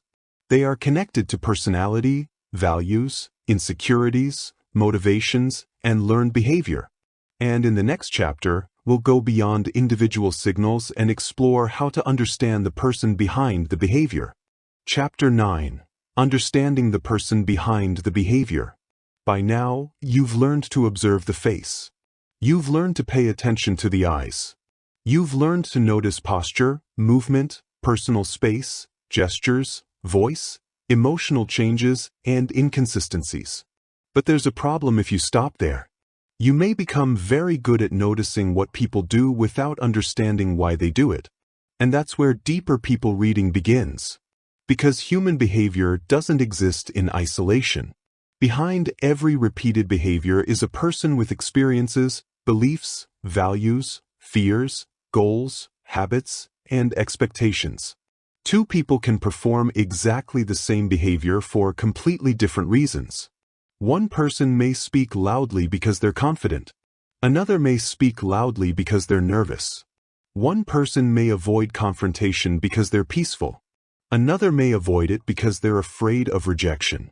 One person may want attention because they enjoy social interaction. Another may desperately seek attention because external approval has become important to their sense of worth. The behavior may look similar. The psychology underneath it may be completely different. So if you really want to understand people, you need to look beyond the surface. Behavior has a history. Nobody becomes the person they are overnight. People develop patterns. Some patterns come from personality. Some come from family. Some come from culture. Some come from experiences. Some come from success. Some come from failure. Some come from relationships. And some come from habits repeated for years. Imagine someone who constantly needs reassurance. You could simply label them needy. But that's not an explanation. Perhaps they've experienced repeated rejection. Perhaps uncertainty is extremely uncomfortable for them. Perhaps they've learned to seek reassurance whenever they feel threatened. Understanding the pattern doesn't mean excusing unhealthy behavior. It means recognizing that behavior usually has a history. Look for repeated patterns. The strongest clues about personality usually appear repeatedly. Ask yourself, how does this person behave when things go their way? How do they behave when things don't? How do they respond to criticism? How do they respond to praise? How do they treat people who disagree with them? How do they handle uncertainty? How do they behave when they have power? How do they behave when they have none? These situations reveal different parts of personality. Someone may appear charming when everything is going well. But what happens when they are frustrated? Someone may appear generous when people are watching. But what happens when there is nothing to gain? Someone may appear confident when they know the answer. But what happens when they don't? Personality becomes clearer when circumstances change. Values are revealed through choices. People often tell you what they value. I value honesty. I value family. I value freedom. I value loyalty. I value hard work. These statements can be sincere, but values become more visible when people have to make difficult choices. Imagine someone says, "Family is everything to me." Then they repeatedly sacrifice time and effort to support family members. Their behavior supports their stated value. Another person may say the same thing but consistently prioritize status, money, or social approval.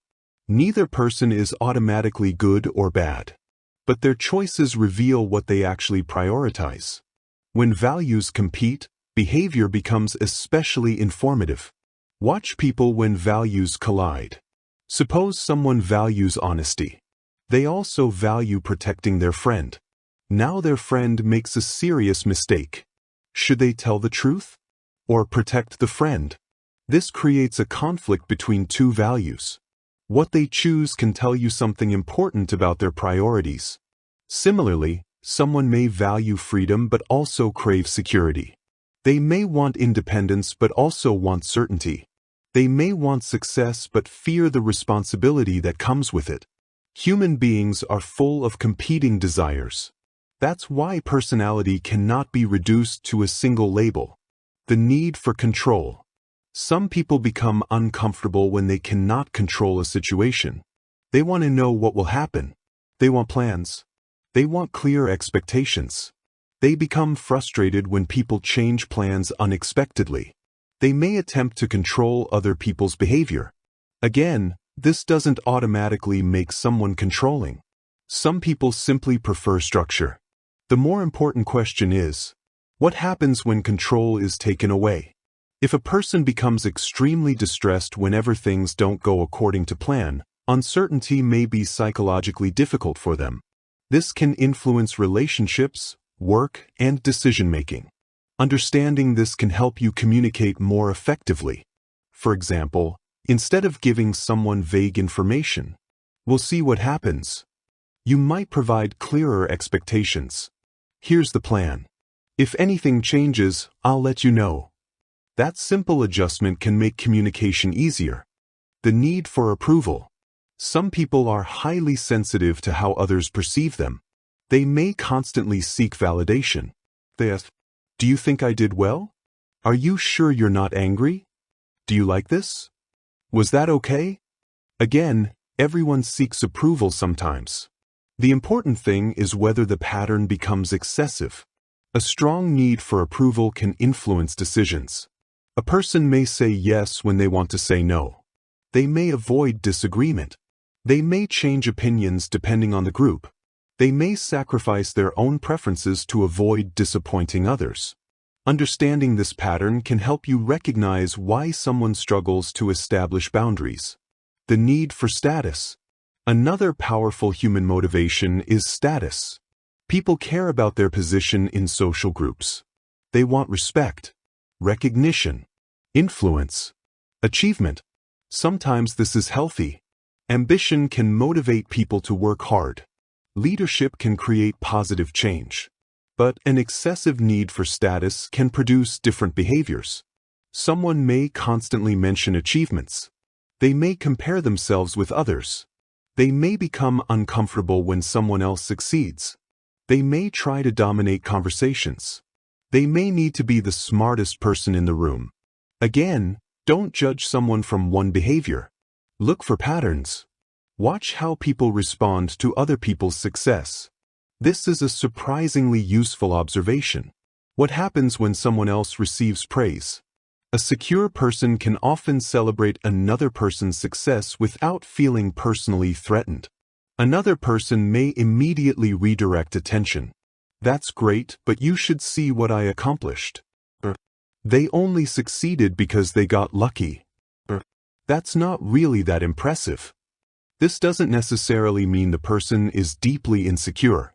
But repeated inability to celebrate others can tell you something about how they compare themselves with other people. Comparison. Human beings naturally compare themselves with others. We compare income, appearance, achievements, relationships, social status, skills, opportunities, success. Comparison isn't automatically unhealthy. It can motivate improvement. But when comparison becomes central to someone's identity, behavior can change. They may become competitive even when competition isn't necessary. They may struggle to celebrate friends. They may feel threatened by someone else's success. They may constantly monitor what others are doing. When you notice this pattern, you may begin to understand why certain interactions create tension. Insecurity. Insecurity is another force that can shape behavior. And insecurity doesn't always look insecure. Sometimes it looks like arrogance. Sometimes it looks like excessive criticism. Sometimes it looks like perfectionism. Sometimes it looks like controlling behavior.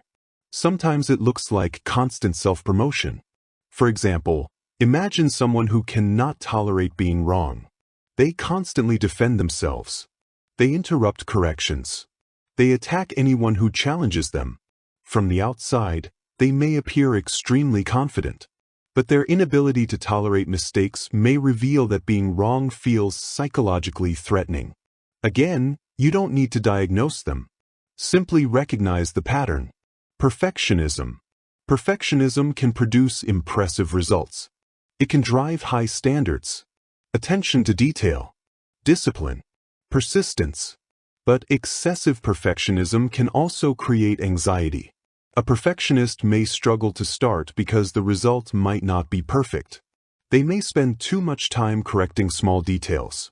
They may become highly self-critical. They may judge others harshly. They may have difficulty delegating. If you understand this pattern, you can communicate differently. Instead of saying, "Just get it done," you might say, "Let's define what good enough looks like and finish the first version." Sometimes reducing uncertainty makes action easier. People have different social roles. Another reason behavior can be misleading is that people behave differently in different environments. Someone may be quiet at work but extremely talkative with friends. Someone may be serious professionally but playful at home. Someone may be confident with people they know and reserved around strangers. This doesn't necessarily mean they're fake. Human beings adapt. We change behavior depending on context.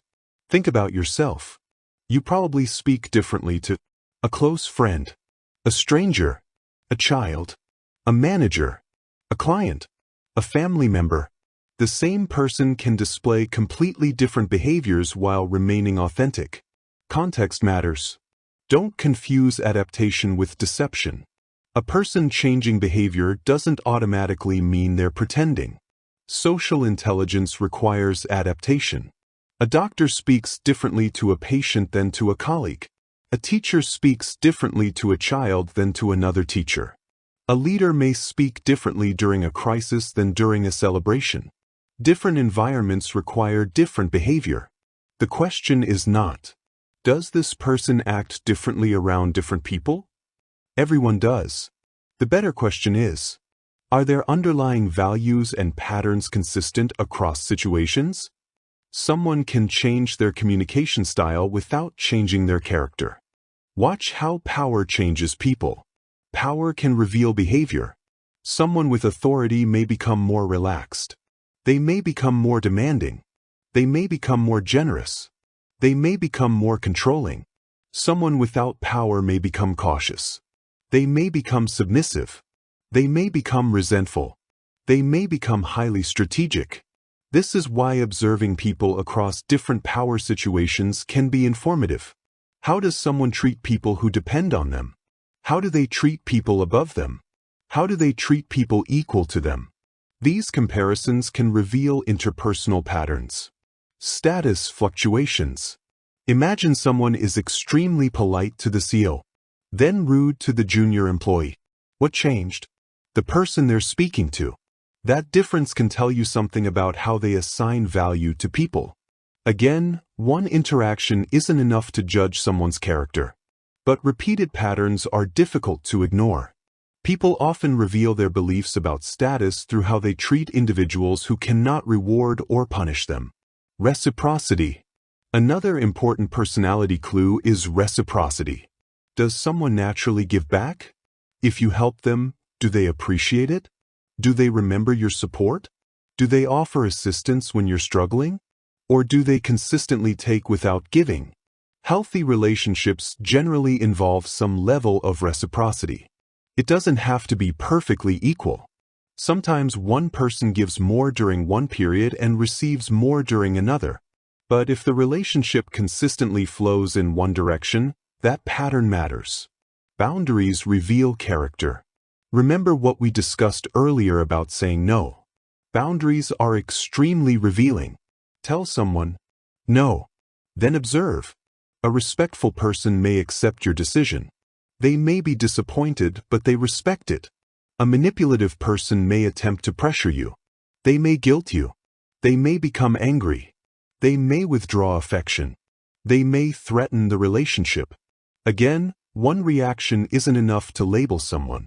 But repeated punishment for reasonable boundaries is a meaningful pattern. How people handle disagreement. Disagreement reveals a lot. Some people listen. Some people interrupt. Some ask questions. Some become defensive. Some attack. Some withdraw. Some try to understand the other person's perspective. You can learn a great deal about someone by watching how they handle the sentence, "I disagree with you." A psychologically secure person doesn't necessarily enjoy disagreement, but they can tolerate the existence of another perspective. They don't need everyone to agree with them. Intellectual humility. One of the most valuable traits you can observe is intellectual humility. Can someone say, "I was wrong. That's a good point. I don't know. I hadn't considered that. I need to think about it." These statements require a certain level of psychological flexibility. People who cannot admit mistakes may struggle to learn. People who can revise their beliefs when presented with evidence may be more adaptable. Again, this isn't about judging someone after one conversation. Look for a pattern. Motivation. Now we arrive at one of the most powerful questions in people reading. What does this person want? Human behavior is often motivated by goals. Someone wants money. Someone wants approval. Someone wants security. Someone wants freedom. Someone wants respect. Someone wants love. Someone wants control.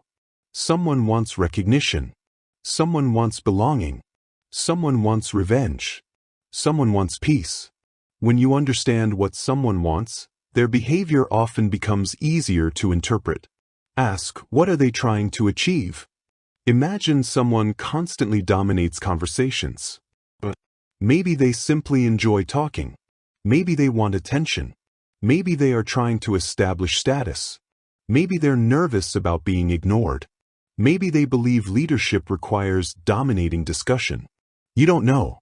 But asking, what might this behavior be trying to accomplish, is more useful than simply labeling the person. Behavior often serves a function. The function may be conscious or unconscious. Incentives shape behavior. People respond to incentives. If honesty is rewarded, people may be more likely to communicate openly. If mistakes are punished harshly, people may hide them. If speaking up is punished, people may remain silent. If performance is rewarded, people may compete. If cooperation is rewarded, people may collaborate.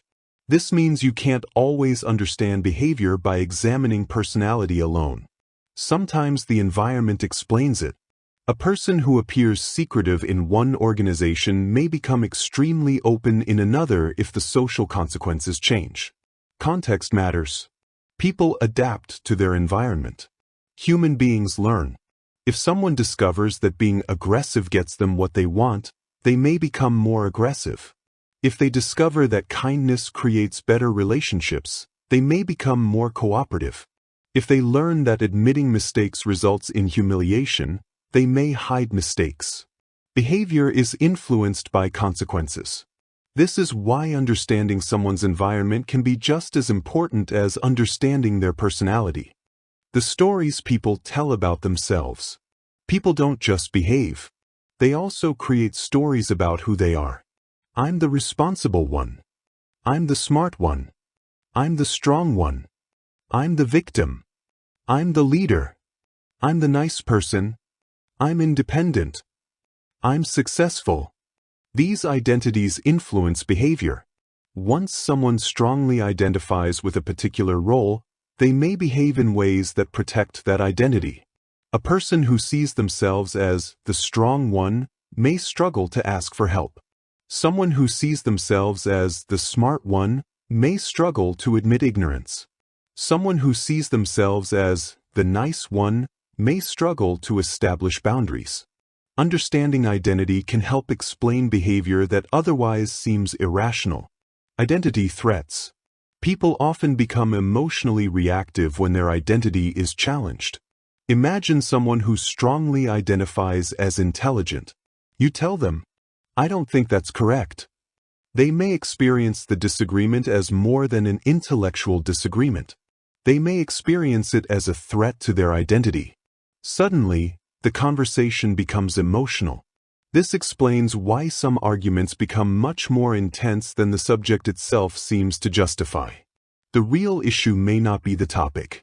The real issue may be, what does this disagreement say about me?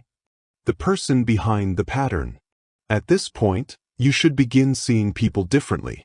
Instead of thinking, he's arrogant, you might ask, what does he seem to need? Instead of, she's needy, you might ask, what uncertainty is she trying to reduce? Instead of, he's controlling, you might ask, what happens when he feels he has no control? Instead of, she's attention-seeking, you might ask, what does recognition seem to provide for her? These questions don't excuse behavior. They simply make your understanding more sophisticated. Don't try to diagnose everyone. There is a major danger in psychology content. You learn a few concepts and suddenly everyone becomes a narcissist, a manipulator, an avoidant, a psychopath, a toxic person, a gaslighter. Be careful. Clinical and psychological labels are much more complicated than social media definitions. You don't need a diagnosis to recognize that someone's behavior is unhealthy. You can simply say, this person repeatedly ignores my boundaries. That's enough. You don't need to label them. You can say, this person frequently lies to me. That's enough. You don't need to diagnose their personality. Focus on observable behavior. Understanding does not mean tolerating. This distinction is essential. You can understand why someone behaves badly and still choose not to tolerate it. You can understand that someone's aggression comes from insecurity and still establish boundaries. You can understand that someone is afraid of abandonment and still refuse manipulation. You can understand someone's difficult history and still expect respectful behavior. Empathy doesn't require surrendering your boundaries. Understanding someone doesn't mean allowing them to harm you. The deepest form of people reading.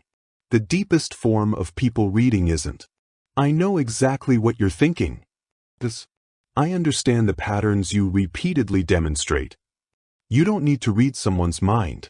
You need to observe their choices, their reactions, their priorities, their habits, their relationships, their responses to pressure, their response to success, their response to failure, their treatment of other people. Over time, these patterns create a psychological picture. And that picture is far more reliable than any single gesture. The final lesson. Every person you meet is more complicated than the behavior you see in a single moment. A quiet person may be thoughtful, or anxious, or tired. A loud person may be confident, or excited, or insecure. A controlling person may value structure, or fear uncertainty. A generous person may genuinely care. Or they may want approval. You cannot know from one behavior. That's why the best people readers remain curious.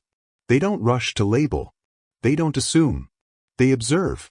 They compare. They listen. They ask questions. And most importantly, they watch what happens repeatedly over time.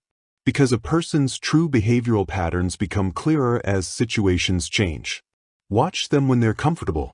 Watch them when they're stressed. Watch them when they're successful. Watch them when they fail. Watch them when they have power. Watch them when they don't. Watch how they treat people who can help them. And watch how they treat people who cannot. Eventually, the patterns begin to speak. And once you can recognize those patterns, you gain another powerful ability. Predicting behavior. Not perfectly. Not magically. But probabilistically. If you understand someone's values, motivations, habits, emotional triggers, and past behavior, you can often make better predictions about how they are likely to respond in future situations. And that is where our final chapter takes us. How do you use everything you've learned, the face, eyes, body, voice, emotions, inconsistencies, personality, values, and motivations, to become better at anticipating behavior without becoming judgmental or paranoid? Because the ultimate goal isn't simply to read people. It's to interact with them more intelligently. And that's what we'll explore in the final chapter. Chapter 10. How to read people in real life. By now, you've learned that reading people isn't about discovering one magical gesture that reveals the truth. It's not about staring into someone's eyes and pretending you can see their thoughts. It's not about memorizing hundreds of body language signals. And it certainly isn't about assuming that every nervous movement means deception. Reading people is a much more sophisticated skill. It is the ability to observe behavior, recognize patterns, understand emotional states, consider context, and remain open to alternative explanations. In other words, you're not trying to become a mind reader. You're trying to become a better observer of human behavior. And now it's time to put everything together. Start with the baseline. Before interpreting someone's behavior, learn what is normal for them. How do they normally speak? How much eye contact do they usually make? How energetic are they? How close do they normally stand? How expressive are they? Do they naturally use their hands when speaking? Are they normally quiet or talkative? Do they usually answer questions quickly? The more you understand someone's baseline, the easier it becomes to notice meaningful changes. Imagine someone who always speaks quickly. Fast speech tells you very little. But if they suddenly become unusually slow whenever a particular subject is mentioned, that change may be worth noticing. The signal isn't the behavior itself. The signal is the deviation from the person's normal behavior. Then watch for changes. Once you understand the baseline, watch for shifts. Perhaps someone is normally relaxed. Then a particular person enters the room. Their posture changes. Their voice becomes quieter. Their smile disappears. They begin checking their phone. You don't know why. But something changed. Maybe they're uncomfortable. Maybe they're intimidated. Maybe they're angry. Maybe they received bad news. Maybe they're simply tired. The observation is certain. The interpretation is uncertain. That distinction is essential. Use clusters, not single signals. Never build a major conclusion from one gesture. Someone crosses their arms. That could mean defensiveness, or comfort, or coldness, or habit. Someone avoids eye contact. That could mean discomfort, or cultural preference, or distraction, or shyness. Someone touches their face. That could mean stress, or an itch, or simply a habit. One signal is weak. But imagine several things changing at once. A person is asked a sensitive question. They stop smiling. Their speech becomes faster. Their posture becomes rigid. They give a much longer answer than usual. They repeatedly avoid the central question. Now you have a cluster. It still doesn't prove deception, but it gives you a reason to slow down and ask better questions. Context changes everything. Imagine someone is sweating. In an office, that might mean they're nervous. At the gym, it means almost nothing. Someone speaks loudly. In a quiet room, that might reflect emotional intensity. At a football stadium, it tells you very little. Someone stands far away. In a crowded environment, that may simply be normal. Context changes meaning. So before interpreting a behavior, ask, what else could explain this? That one question can prevent many false conclusions. Listen to the words. Don't become so obsessed with body language that you ignore what people actually say. Words matter. Listen to their explanations. Listen to their priorities. Listen to what they repeat. Listen to what they avoid. Listen to how they describe other people. Listen to the stories they tell about themselves. Language reveals beliefs. And beliefs influence behavior. If someone repeatedly says, "I hate being controlled," you now know something about their sensitivity to autonomy. If someone repeatedly says, "I just want people to respect me," you may have learned something about the importance of status. If someone repeatedly says, "I don't trust anyone," you may have discovered a significant belief about relationships. Words provide psychological context for behavior. Then listen to the voice. Remember the lesson from Chapter 6. Don't just listen to vocabulary. Listen to delivery, tone, volume, pauses, rhythm, emphasis. Compare how someone speaks when discussing different subjects. You may discover that their energy changes dramatically depending on the topic. That's information. Again, not proof. Information. Watch the emotional shift. Ask yourself, when did their emotional state change? Maybe they were relaxed until money was mentioned. Maybe they were enthusiastic until criticism appeared. Maybe they were confident until someone challenged their knowledge. Maybe they were playful until a particular person entered the conversation. These transitions can reveal psychological significance. You may not know the exact reason, but you can identify the trigger. And once you identify the trigger, you can ask better questions. Look for motivation. Now go deeper. What does this person want? Maybe they want approval. Maybe they want security. Maybe they want control. Maybe they want recognition. Maybe they want freedom. Maybe they want belonging. Maybe they want to avoid embarrassment. Maybe they want to protect their image. Motivation often explains behavior. Imagine someone constantly interrupting. Instead of simply thinking, "He's rude." What might he be trying to achieve? Maybe he wants control of the conversation. Maybe he fears being ignored. Maybe he's simply enthusiastic. Maybe he doesn't realize how often he interrupts. Different explanations lead to different responses. Identify the emotional trigger. Everyone has things that affect them more strongly than others. Some people are highly sensitive to criticism, some to rejection, some to disrespect, some to uncertainty, some to loss of control, some to failure, some to being ignored. If you notice that a person consistently becomes emotionally activated around a particular topic, you've discovered an important pattern. You don't need to exploit it. In fact, you should be careful not to. Understanding someone's trigger should make you more respectful, not more manipulative. Watch how they handle pressure. Pressure is one of the best environments for observing behavior. When everything is going well, almost everyone can appear reasonable. But pressure changes things. A deadline appears. The plan fails. Someone challenges them. Money is involved. A mistake happens. Now watch. Do they remain calm? Do they blame others? Do they communicate? Do they become aggressive? Do they withdraw? Do they solve problems? Do they panic? Do they become more controlling? Pressure doesn't necessarily reveal someone's true self, but it reveals how they tend to respond when their normal emotional resources are challenged. That is useful information. Watch how they handle power. Power is another revealing situation. How does someone behave when they can influence others? Do they listen? Do they become arrogant? Do they become generous? Do they become controlling? Do they use authority responsibly? Do they humiliate people who depend on them? Do they treat everyone with basic respect? And just as importantly, how do they behave when someone else has power over them?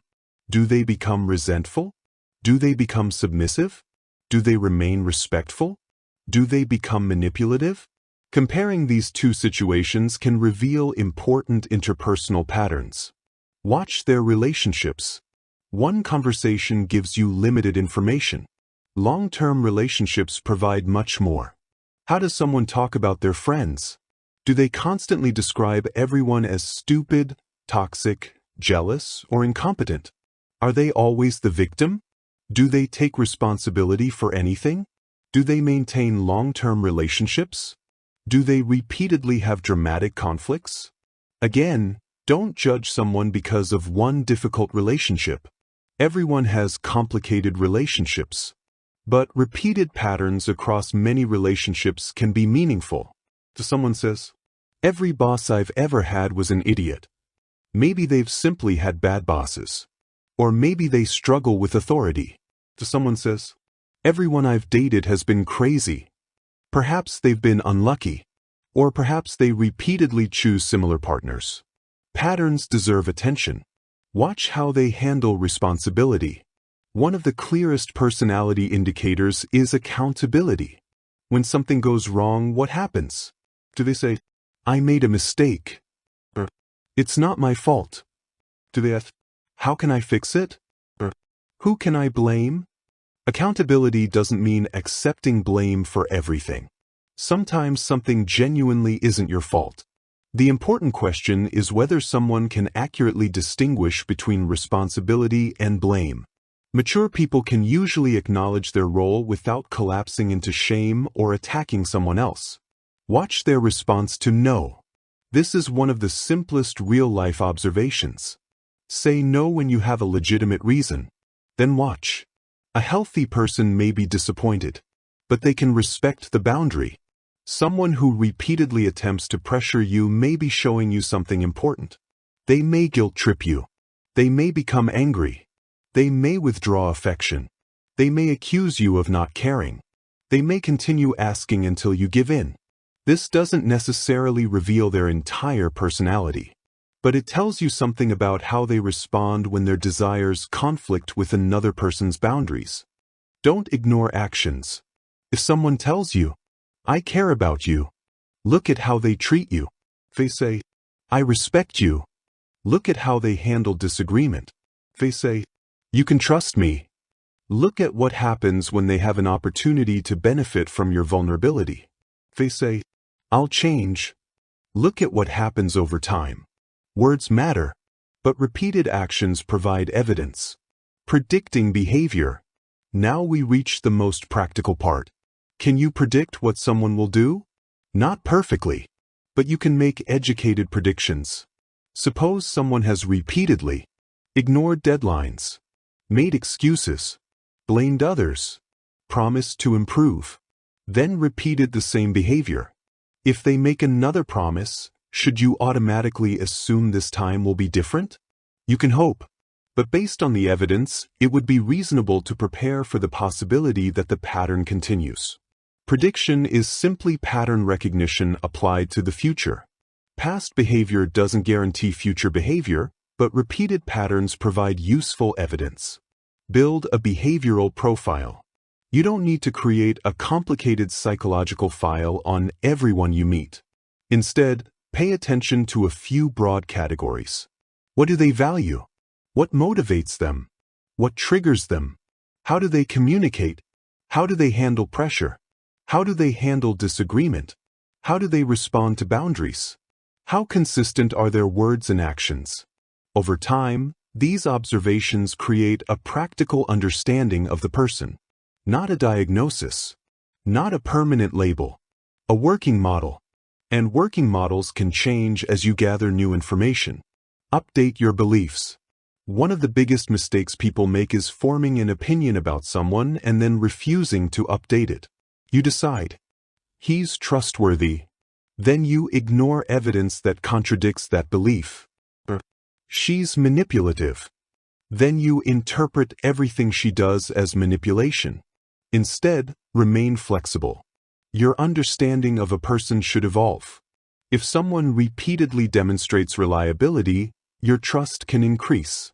If they repeatedly violate your boundaries, your trust can decrease.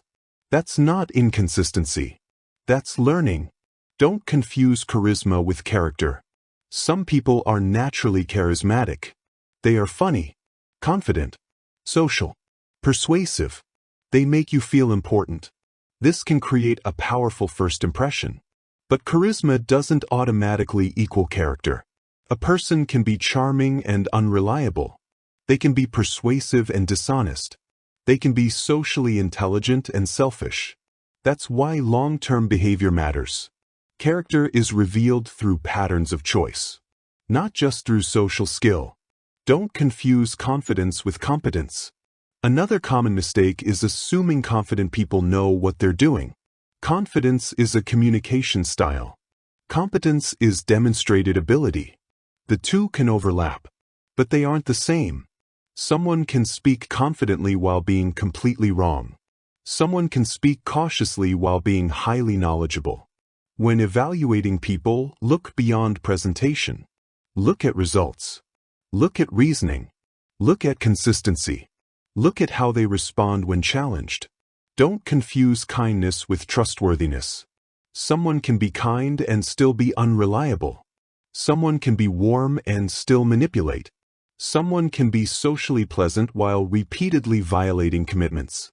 Kindness is valuable, but trustworthiness involves consistency, honesty, accountability, and respect. Don't let a pleasant personality replace evidence. Don't confuse suspicion with intelligence. Being suspicious of everyone doesn't make you psychologically intelligent. It can make you exhausted. You don't need to assume hidden motives everywhere. Sometimes people simply make mistakes. Sometimes people are awkward. Sometimes people are distracted. Sometimes people forget. Sometimes a strange gesture means absolutely nothing. The goal is not to see secrets everywhere. The goal is to become better at distinguishing meaningful patterns from ordinary human behavior. The 3-step method. If you want a simple framework to remember everything in this audiobook, use 3 steps. Step 1. Observe. What actually happened? Not what you think happened. Not what you fear happened. What did you see? What did you hear? What changed? Step 2. Interpret. What are the possible explanations? What emotional state might be involved? What motivation might explain the behavior? What contextual factors could be influencing it? Step 3. Verify. What additional information could confirm or challenge your interpretation? Ask a question. Observe another situation. Look at the person's pattern over time. Then update your conclusion.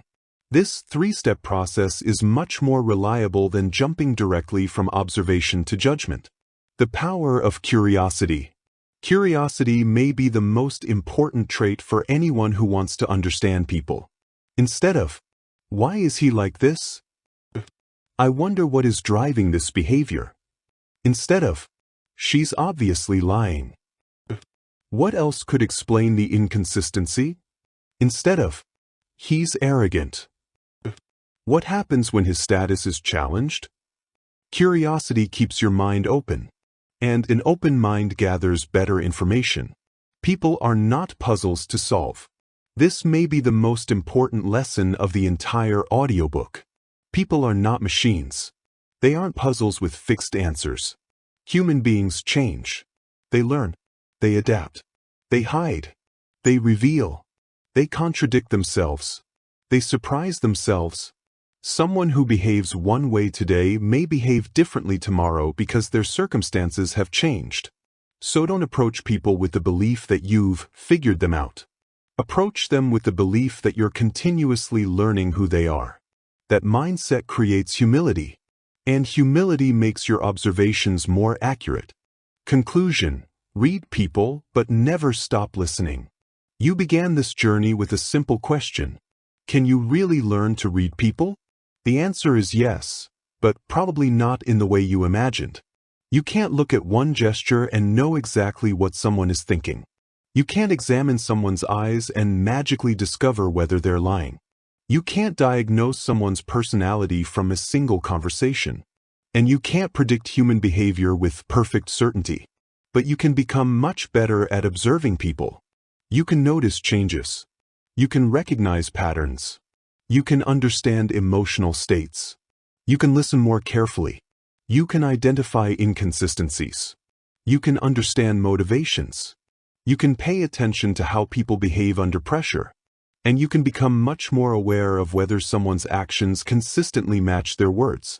That is real psychological awareness. Start with observation. The first lesson is simple. Observe before you interpret. When you see someone cross their arms, don't immediately decide. Defensive. When someone looks away, don't immediately decide. Lying. When someone becomes quiet, don't immediately decide. Angry. Observe first. Then consider possible explanations. Then gather more information. This single habit can dramatically improve your judgment. Learn the baseline. Remember, change is often more informative than the behavior itself. Someone who naturally speaks loudly isn't necessarily angry. Someone who naturally avoids eye contact isn't necessarily uncomfortable. Someone who naturally moves a lot isn't necessarily nervous. What matters is deviation. What changes when the subject changes? What changes when a person enters the room? What changes when pressure increases? What changes when you disagree?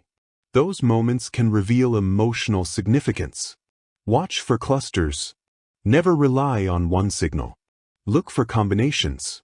Words, body, context, behavior, and most importantly, patterns over time.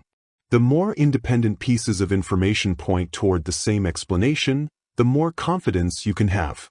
But even then, remain open to alternatives. Listen to emotions. People aren't purely rational. Fear influences behavior.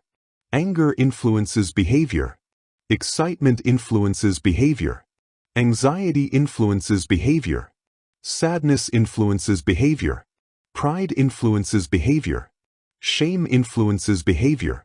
Understanding emotions helps you understand reactions. And understanding reactions helps you communicate more effectively. Instead of asking only, "Why did they do that?"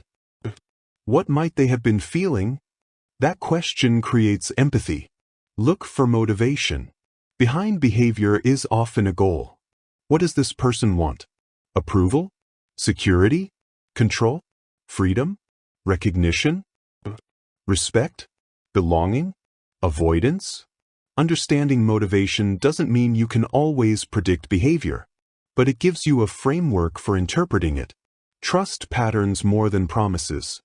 Words matter, but actions repeated over time matter even more. Someone can promise change. Watch whether they change. Someone can promise reliability. Watch whether they become reliable. Someone can claim to respect you.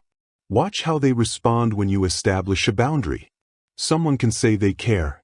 Watch how they behave when caring becomes inconvenient. Behavior is evidence. Don't become paranoid. Perhaps the most important warning is this. Don't let psychological awareness destroy your ability to trust. If you begin seeing deception in every pause, manipulation in every compliment, and insecurity behind every confident person, you've missed the point. Reading people should create clarity, not paranoia. The purpose is not to suspect everyone.